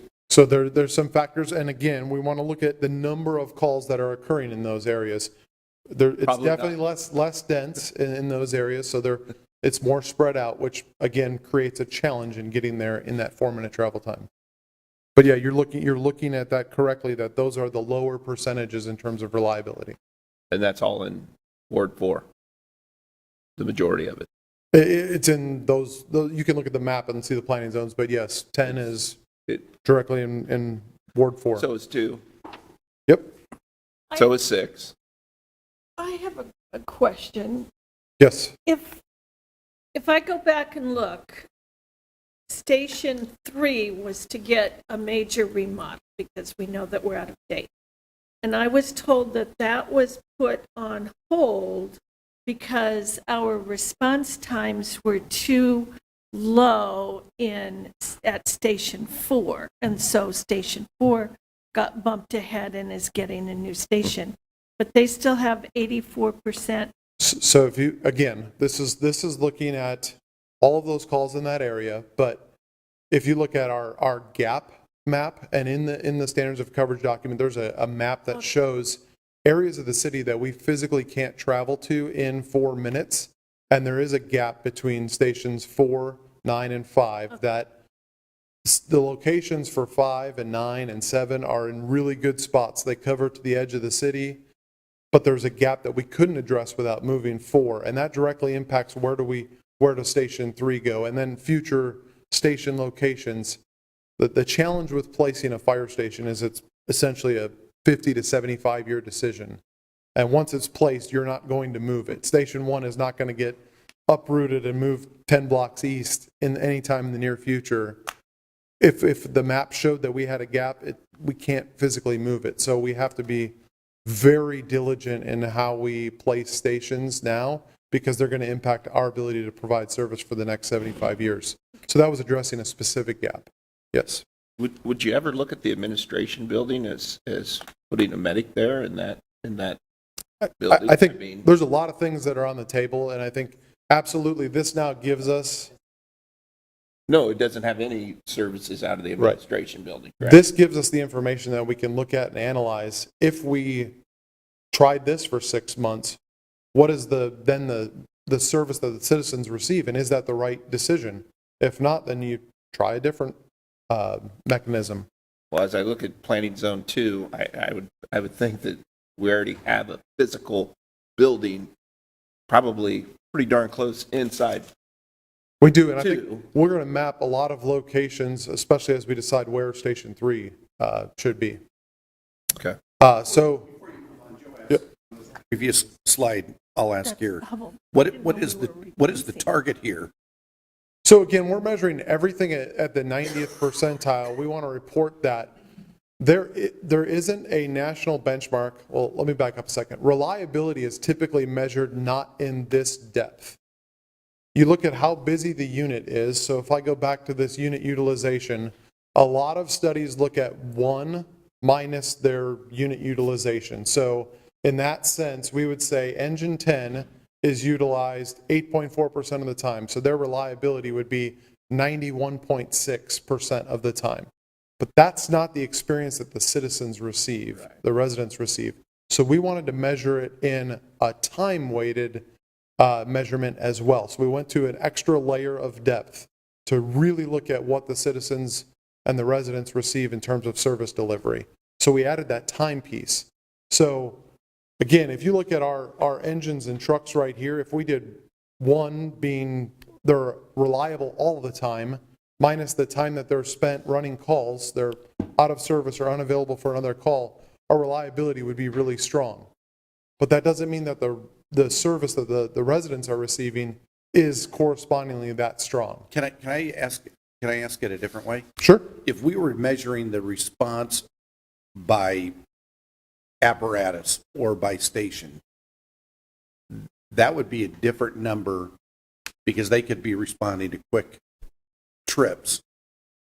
But if you measure it from the individual, they could be responded to from any station. Correct. If one's busy, which is why it would be lower than how a station responds. That's why it's so important in this reliability table to measure it by planning zone and not by station. Because if we just evaluated, say, station 10, it wouldn't consider the times that station 6 or station 8 respond into 10's planning zone. So we've measured it by planning zone. This is the geographic region of the city, and this is the service that they're receiving. So this reliability says what percentage of the time will the apparatus, the correct apparatus, arrive at the front door in the benchmark?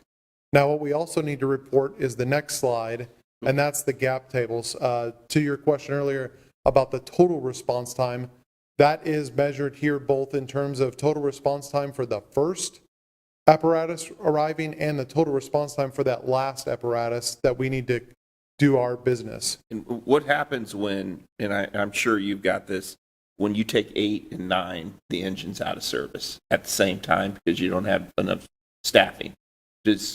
Are these numbers based on that? So these numbers are reflective of the 365 days of the year. So if you look at the out of service tables, 2022, they were out of service 70% of the time. Right.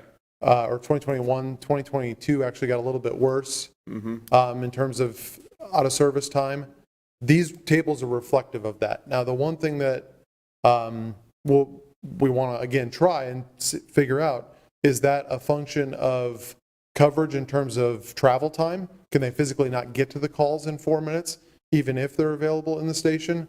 Or is it more of a function of the other apparatus was on a call, and so now you had to have a different station come into that planning zone? That's the key piece there. And as we all go to neighborhood meetings and talk a little bit and hear their feedback, they don't know, they see 3 different apparatuses in the station. Okay, they feel like that all 3 of them are going to be used. They have no idea that is out of service over 70% of the time. And so if we're going to have it out of service, then you might as well just pull it out of there if you think that our system can handle it, so the residents don't have a false sense of security. I think that's what's so important about these measures is we're starting to really look quantitatively at what the service that the residents receiving. And resources need to move throughout the city. And again, looking at calls for service at time of day. Maybe it's appropriate to put that engine there 12 hours of the day and move it somewhere else the other 12 hours of the day based on call volume. And that's what this robust data set allows us to then make some of those decisions. Okay. And I think that's important. So the last 2 tables I want to share with you are the gap tables.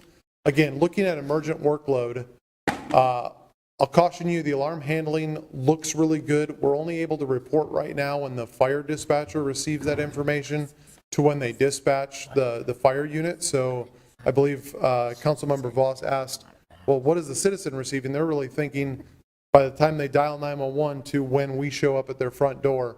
That's that total response time, but we still have to be able to capture, again, a limitation of our data when the phone starts ringing at 911 to when we show up at their door. So we're a little bit short there in the data.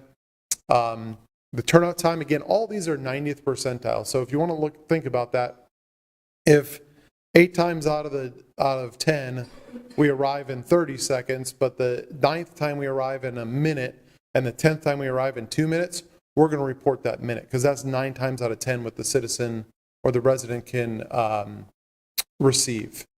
So then you can see there the gap in terms of first suppression unit arriving. We're about a minute behind the benchmark there. And the total time, we're 3.5 minutes behind the benchmark. And that's for 2,000 incidents on that first unit. And then of those 2,000 units, we had 373 calls where the full complement arrived. These are looking at our structure fire. So many times with a structure fire, we're able to mitigate it quickly and we can turn other units around. So they don't arrive, so we don't count them in the total ERF measure. And then looking at a similar table for EMS runs, again, this is looking at almost 40,000 calls. You can see that the turnout time and the travel time for the first unit, again, right around a minute there, but we're able to get the full complement, which, as Chief Davis said, might be an engine and an ambulance there, under the total benchmark for the ERF by better than 2 minutes. So again, these gap tables look at all of the different types of hazards across the city, and then in the appendices, they're broken down by planning zone as well. So if you want to see what the EMS performance or the fire performance or even the technical rescue performance in a particular planning zone is, you can. The thing I would caution you is, like, this table's looking citywide 40,000 calls. If it's only looking at 2 or 10 calls, it's tough to say that that's a really good measure to make some decisions on because it's such a small sample size. Yes, ma'am. I was going to ask, this is 2019 to 2022. So do you have it broken down by year? Do you see a decrease? I mean, in the actual document itself, you can see each year, and you can see the changes over year. And then by accreditation, we have to report at least 3 years cumulatively, and we want to report 5 years. So we'll have that 5th year of data here shortly. Okay. Yes, sir. So no lack of numbers here and data. Certainly not. I'm drowning in the numbers. But so if our call volume's gone up and we have pieces of equipment that are out of service because there's not staff, it would appear, going on my journalism background here, that trying to boil this down, I don't think we're overstaffed. Is that correct? I think that's a great lead-in to the next slide. The authorized force, we haven't adjusted that, right? I mean, we haven't adjusted it upwards to handle. How much more data do we need to say, we should have more firefighters and EMTs? Talk about what's next? Sure.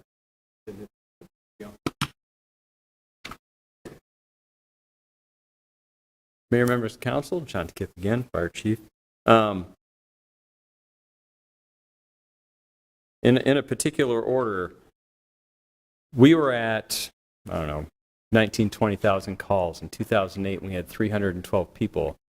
And we didn't always have things in service then. Now we're well above that. We're 32,000 calls and growing. And we have walked the authorized strength back up to 312. I believe today we're at 305 people roughly. And we have 2 apparatus, Engine 8 and Engine 9, one on the south side, one on the northwest, that are frequently, 50% of the time, not staffed. Because this is, because people are at home watching, they should know that in every fire station, every day, there is a suppression apparatus that is in service. Engine 8 is one of two at Station 8. Engine 9 is one of two at Station 9. So I don't want the perception to be that there's not a suppression apparatus at either one of those stations. But even though this is an overload of data, this is the best way for us to say where stations should be, what kind of units should we have to provide the services that we do, what skill levels are there that our personnel are going to need, and then how many people does it take to fill out that system to know what that number is.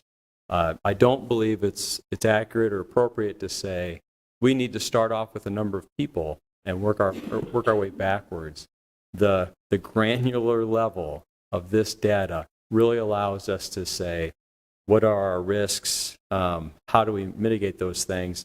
And so to get into what are the next steps for where we're at, because previously I had said we've got the CRA and the SOC done. We need to move as an applicant agency, start on our strategic plan and our self-assessment. Those are healthy, more administrative work. But what are you going to do with the data? You've been studying this for a long time. What are you going to do with it? So Chief Davis said several times, any change that you make is going to make an impact to the entire system. You need to measure it so you know. You don't think something's going to work or not work, you're going to know. So the first step, and it affects the reliability, is focusing on Engine 8 being staffed every day from the first 6 months of 2024.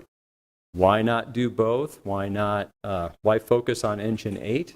In order to live within our means a little bit, to be real honest, we'll probably be using overtime and other things to make sure that Engine 8 is staffed. When you compare the Engine 8, Engine 9, Engine 9 has a greater reliability in that area on its EMS calls, which is the majority of the work that they do, than Engine 8 has.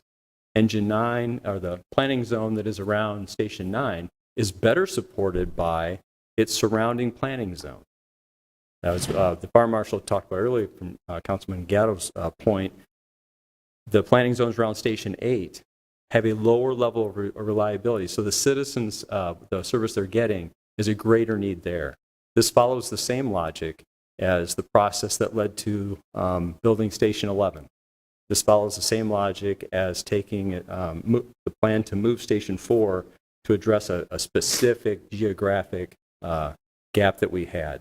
And so we can test, measure, report back to you about the necessity for how we staff Station 8 and how it impacts the entire south side. And year over year, that will help us determine how up till 1990 we did on planning stations. Because when we look at the south side of the city in general, we know that there's a greater need than exists now.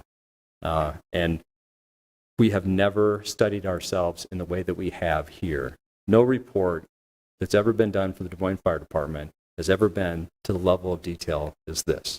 And no report has included all of the types of measurements that were here. The closest thing that we really had was Chief Lee Williams in the 1970s leading up to 1980. But we're kind of living with the development since then and distances to travel. So for reliability, the thing we're going to do first is staff Engine 8 every day those first 6 months and report back to you as to what that means. The next two elements have to do with that total response time, and I can definitely relate to being out in the neighborhood and someone will say, it felt like everyone got there fast, or it felt like everyone got there slow. And I don't make any attempt to break down turnout time, call handling time. The resident says, I have this perception and feeling and appreciation or not. That's what's important.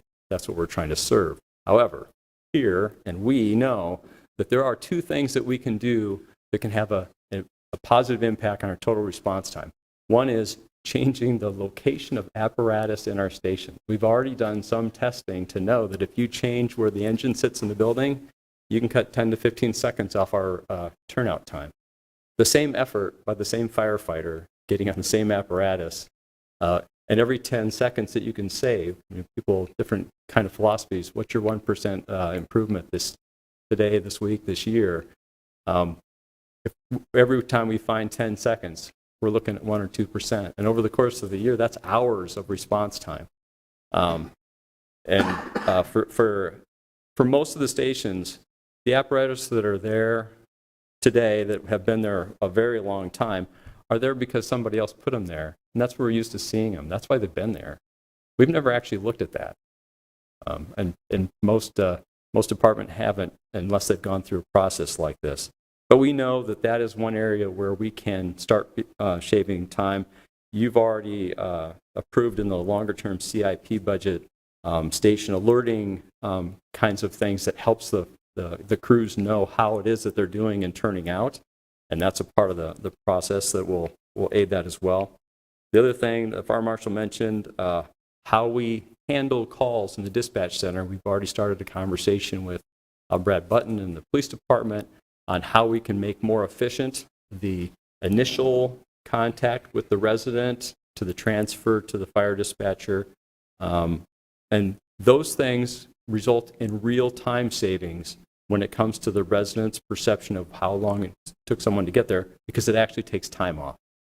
So those are very real things.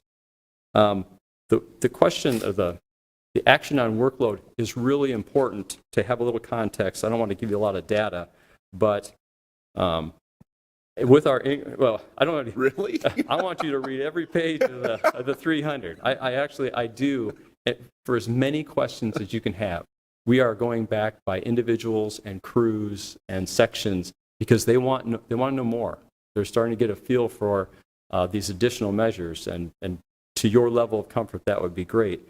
But when it comes to total workload and the question about the growth, a lot of the growth is within EMS, just by the nature of it.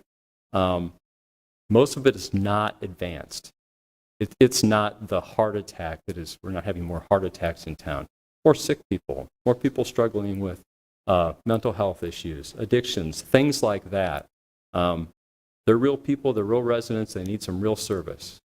We can't solve their problems, but we can help connect them to the services that they really need if we advocate for them that way. We do about 8,800 basic life support calls a year. A good half of those are because they need a way to get to the hospital, or because they have a need that's really not medical, and so they've learned by choice or by necessity to access the most expensive health care that there is, an ambulance to an emergency room. And so we can work with hospital, insurance, and other providers to identify people who regularly access the system who would be better served with a non-emergent response need. We know that there are 85 people in the city of Des Moines that account for about 1,400 runs a year out of that 8,800. So that's a big chunk. And more, as 85 people account for, yeah, yep. And so you know who they are. And we're able to identify who they are, and it can be, people can be quick to say, well, I bet that's a homeless problem, and it's not. Yeah.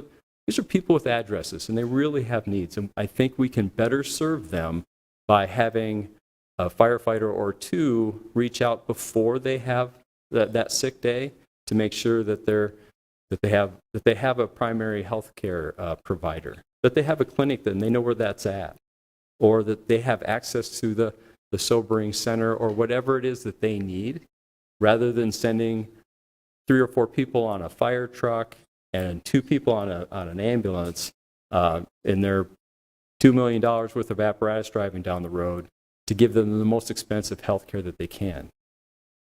We know that there's an additional 2,000 people or 2,000 calls that are not EMS calls. We call them a public assist, where Bob's getting older. Bob fell out of his chair, and so Sue calls, and can you help Bob up in the chair?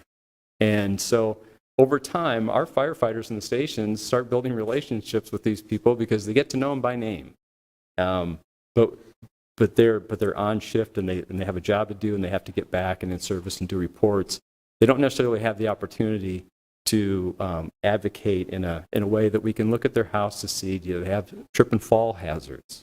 to have that longer conversation about is something changing, that conversation would go back to your provider. But if you think about those kinds of efforts, looking at 10,000 out of 32,000 calls, there's real promise to make a difference in the lives of our residents by advocating for them. And we're not making this stuff up. We're borrowing, stealing, and have sent down people to places like San Antonio to see who has tried this and has made a significant impacts on lessening the load on the system. Because for our people, we care first about their health and safety. And so the better we're able to help them balance their workload, their ability to train, their ability to not be on all the time, everything we can do, that really helps our people by advocating for the residents who need to be connected to the things that they need, and not the most expensive and least efficient means to help them. So all of those things, as we've said many times, need to be evaluated quantitatively. We need to be able to report that back to you. But those are the first 4 steps that we're going to take, starting here in about 12, 13 days. And so that would conclude our overview of the community risk assessment and standards of cover, kind of a status of where we're at regarding accreditation and what we're doing next. So, question, you said we're at 305 and our authorized strength's at 312. I believe it's 305. So we went through a hiring process. We had the folks that were already predetermined that they can get in the station quicker. Why aren't we at 312? Well, and if we were at 312, isn't that like enough to be able to put something in service without overtime? 6 people? There will be a lighter load come January when the class finishes from being the end of being a paramedic student to being assigned. I'd have to look up the number if it's 19 or 20 folks. But so that you know, so we're at 305. So there's always a maximum authorized strength. And you can't, as a status, always have more than that for people when they retire.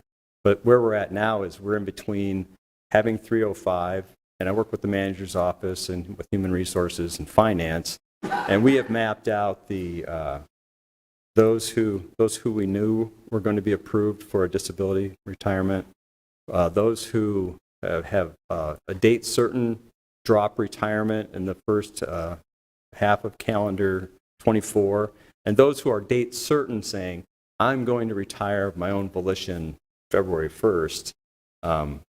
Until they actually retire, we can't hold them to that, but when people have it, when they're date certain, that's when we're ready to go. So we're 7 people short right now, and we're hiring 15 people in January to replace the 7 vacancies we have, plus those planned vacancies. And while that class is getting started, we'll start another hiring process, and we'll map out the same way.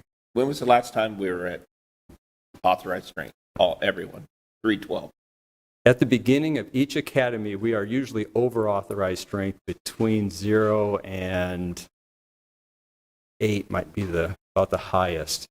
But yeah. So if we raised it to 320 and you always had 312, we would be in the position to where maybe you would have enough people to be able to provide the services and not pay overtime. Because I mean, I would think that the overtime is costing tax dollars as much as if we hired someone, right? Or am I mistaken? Because to me, when I hear overtime, time and a half, double time, things like that start occurring. They get to Kelly days. They get to add in more days that they get to take off. They do.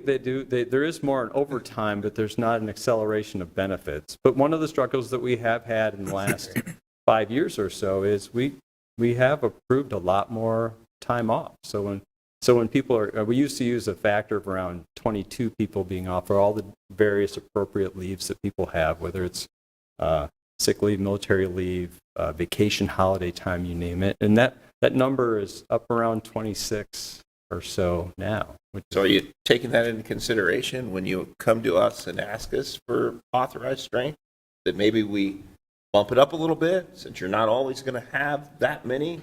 I mean, if we're going to be 7 short basically throughout the year or part of the year, probably more, then why wouldn't we just raise it? You hire so we get to 312, so at least we can have some of these response times knocked down and some of these things in service. And then, sorry, but you don't get to use the money that's left over out of your budget back into the budget, because I know that money's not getting spent. That goes in the general fund still. Actually, it is being spent On what? on, well, Not on fire. yes, because understand, it ebbs and flows throughout the year. And so the average head count that's actually here throughout the whole year is pretty close to our authorized strength. You're paying overtime. That's why it's being spent.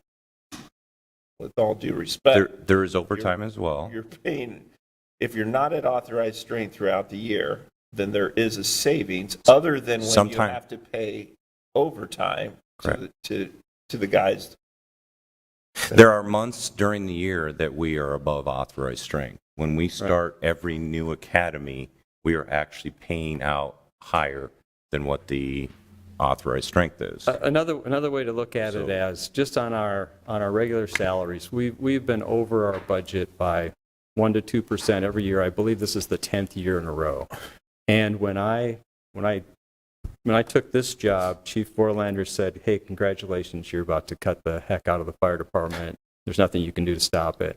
Our authorized strength at that time was 283 people. And we ended up cutting all the way down, in reality, for not replacing, down to 272. And so we have slowly and methodically walked back and have gone from 272 to 283 to 312. And we have continued to make more sophisticated the way in which we look at ourselves. As a council member once said, wouldn't it be great if you found a whole new way to really look at what you need today and what you need tomorrow? And so what we brought to you today is, these are at least 4 actions that are our first 4 actions that will really inform the discussion about where things should be and is that 312 correct, while hiring over our authorized strength and planning for the next vacancies. So would I take every person that the council ever authorized? Absolutely. If the question is how many you need, my answer will just be more. But I want that to be an informed recommendation from me to the manager, to you, based on the risks that we have and the expectations that the citizens or the residents of Des Moines have articulated, both in the survey and this process, and as reflected by the firefighters in the strategic plan. I think that's the best way for us to approach it. And we do have an opportunity. But Connie's got her hand up. Safer. I know you would like to talk I this just, morning, but I just Connie. want to bring up on the issue of, when we're talking about the workload, the resident for the mobile integrated healthcare, and what is the appropriate staffing even within years. I know that we have them within the police department, but is there a mechanism that, are your EMTs, are they being trained in the mental health, and to the degree do we have, I know there's 2 officers trained heavily in the mental health. Should there not be more EMTs trained in the mental health categories? So if you're going out on more mental health calls, can you have people within your stations that have the same training that, like the Lorna Garcia, I always use her, or Sean O'Neill. And is there a need, to your point, of how many people are calling because of going to the doctor, or that's their only mechanism? Is there, within the fire area, is there an area needed to build up that within the various stations where there's a lot of calls too? So somebody that's almost a social service advocate or a social service provider, so that you're not sending out ambulances to take somebody to a doctor appointment. I think the way to answer that is, I think through the resources that the dispatch center is using to help triage, if you will, what the best resource is, that gets us started correctly. I know that members of the police department have had some specific training in the mental health. I don't see that as a great of a need for the fire department.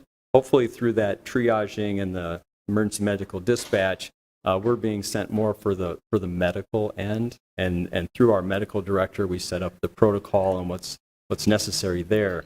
But for the mobile integrated healthcare, community paramedicine, if you will, their job really is not going to be to provide the service for the people. It's really to be the conduit to connect them to the right thing. Right. Because there would be so many specialties that they would I'm just have to saying, is there anybody, if they're calling us, is there anybody, who do we send them to? I'm just saying, are there people there? Actually, one of the things that we found, both in talking to residents and as well as the other places, is it might be the transportation. They know where to go, but they can't get there. And they're hoping by going to the hospital they can get transferred, but that doesn't happen. But places, organizations like Lyft have a we'll take people to the clinic kind of a thing. And so finding those solutions, but getting residents connected with the healthcare providers and social services that they need for the rest of their stuff is key before they call 911 and we have to send an engine and a squad to their home. Yeah. Anybody else? But I'm just saying, yeah. 365 pages yet, and maybe the answers are here, but the one piece that I'd like to know more about, and then I have a second question, is the outliers on the time frame responses. Like in the report, do we segment those like the 4-minute target that's Right. 504, I think. Can we look at those that are 504 or greater? I mean, is that half of them, or is that 10% of them because they're way out of whack? Well, there's kind of two things. And then that leads, like, that's a data set to me, which is, is the problem that created that long wait solvable with another apparatus in service? And what real level of commitment does it take of the council, in terms of staffing and all that? Because it just seems to me that if we really knew the worst of the cases, it would make everything better for our citizens, and the averages would increase dramatically. Yeah, and from the shadow, I would say that the fire marshal's behind me, and he'd give you a better answer. Yeah. But at least from the get-go, one thing to know is that the data that was looked at took out the outliers that aren't relevant as far as cleaning up the data, so we know that that we're looking at the right things. And part of the reason of using the 90th percentile and not 90% of the calls is really to have a very conservative look at the service you're providing. Because if you measure it against your best 10%, then it looks good all the time. But if you look at essentially against your worst 10 or 15%, then you're into the meat and potatoes of how do you make your service better. And to the second part of the second question about the impact of a unit being in service is specifically why focusing on Engine 8 being in service every day the first 6 months of 2024 is so that we can come back to you and say, this was the impact in these different measures that we're learning about, so that you can have an informed decision to say, we still need something else, but it's not this, or thank you, it is this. And that makes your job better informed. Is there more to add? Yeah, I think just to the specifics of the outliers, in every appendice, there's a map like this of the first due planning zone, and there's a heat map showing the incidents that occurred in that area that our travel time exceeded 4 minutes. And as well, in the body of the document, there's a citywide map, heat map again, that shows all responses throughout the city, purple being like a singular response, all the way to yellow where you have multiple responses that were over 4 minutes. Some of those are just geographically located in the city, where if we had every unit in service in every fire station, we could not get there in 4-minute travel time. That's just a constraint of the system, our current station locations. And then there are some, if you look at this map, my guess is, without digging into the specific incident, there's a purple dot or a few of them very close to Station 9. that I won't guess what address that is, but there's probably multiple calls there, and the units that are assigned to Station 9 were probably on another call, so the units that responded to that call had to come from a different location. And so some of these heat maps you have to take into consideration. They may be the density of calls during that time of day or day of week, or it may be a physical travel distance issue. And it's important to distinguish between the two. Where we are with this map. Give me the freeway. The 9 This is in the all middle is Ward Station 9. So This is all Ward 1. The red line is Euclid as it comes across, like on the far east side would go into your ward. That's the river down there. Okay, So Yep. ML King, far northwest then corner of the city. 30th, then Okay. Beaver. okay. This is Planning Zone 9. It's just what I had handy. So can I just ask one more question about Station 10? And I know that was built as kind of a temporary station. I don't know. You both were on the council. I don't think it was built. What's the condition of that station? So we've had facilities go through all of the stations. We've done that study. We've prioritized which stations need to be replaced based on deferred maintenance, and then also which stations have the greatest opportunity to increase service delivery to the residents. Where are we at in that pecking order for Station 10? Like, after 4, what's next? And then I think where's 10 at? the south side is a we have to look at all of them, and because just replacing a station in its exact same location would probably not be the best choice in terms of providing service to the residents in the most efficient manner. So where would Station, because isn't that the most, I mean, I don't think that was built for 50 to 75 years. I think you would all agree to that. When we built that station, I think the people that were on the council would probably agree with that. I'll try to be polite in saying it was built 10 years later to keep a promise, and it essentially was built for very little money as a building that would hold the fire department until the parks department could take it over maybe 10 years later, and that's been almost 30 years ago. Right. Yeah. So we're I guess my question is, where is that station replacement? And I understand it might not be on Indianola, maybe it's somewhere else.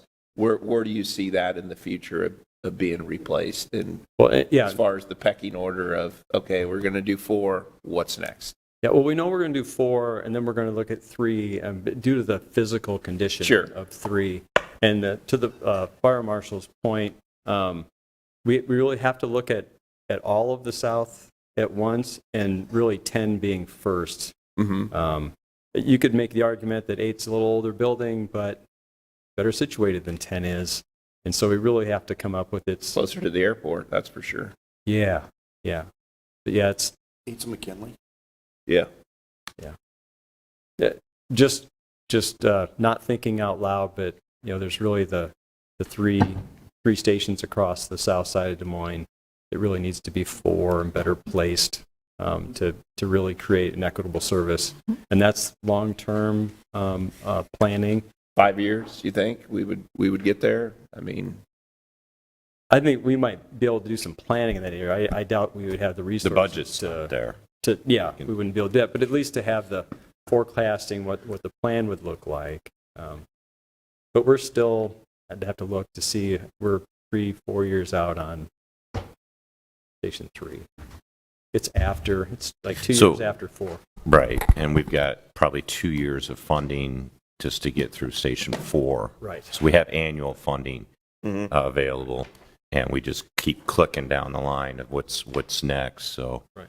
I believe and so if we've got 2 years of 4 left, and we've got 4 years at 3, we're looking at 6 years.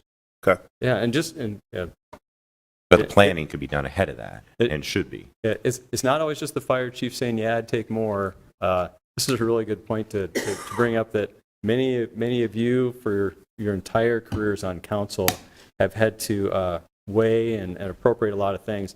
And we are very appreciative of the investments in, not just in people and getting those authorized strength numbers up, but the investments that you've made in allowing us to update our facilities, the apparatus that we have that are getting more expensive on an exponential basis, but you've allowed us to keep doing that work. And so we want to make sure we bring you good information because we know that you are our advocates for serving the residents and their fire and EMS needs in the city. And so we appreciate that. Maybe that's a good place to end the presentation.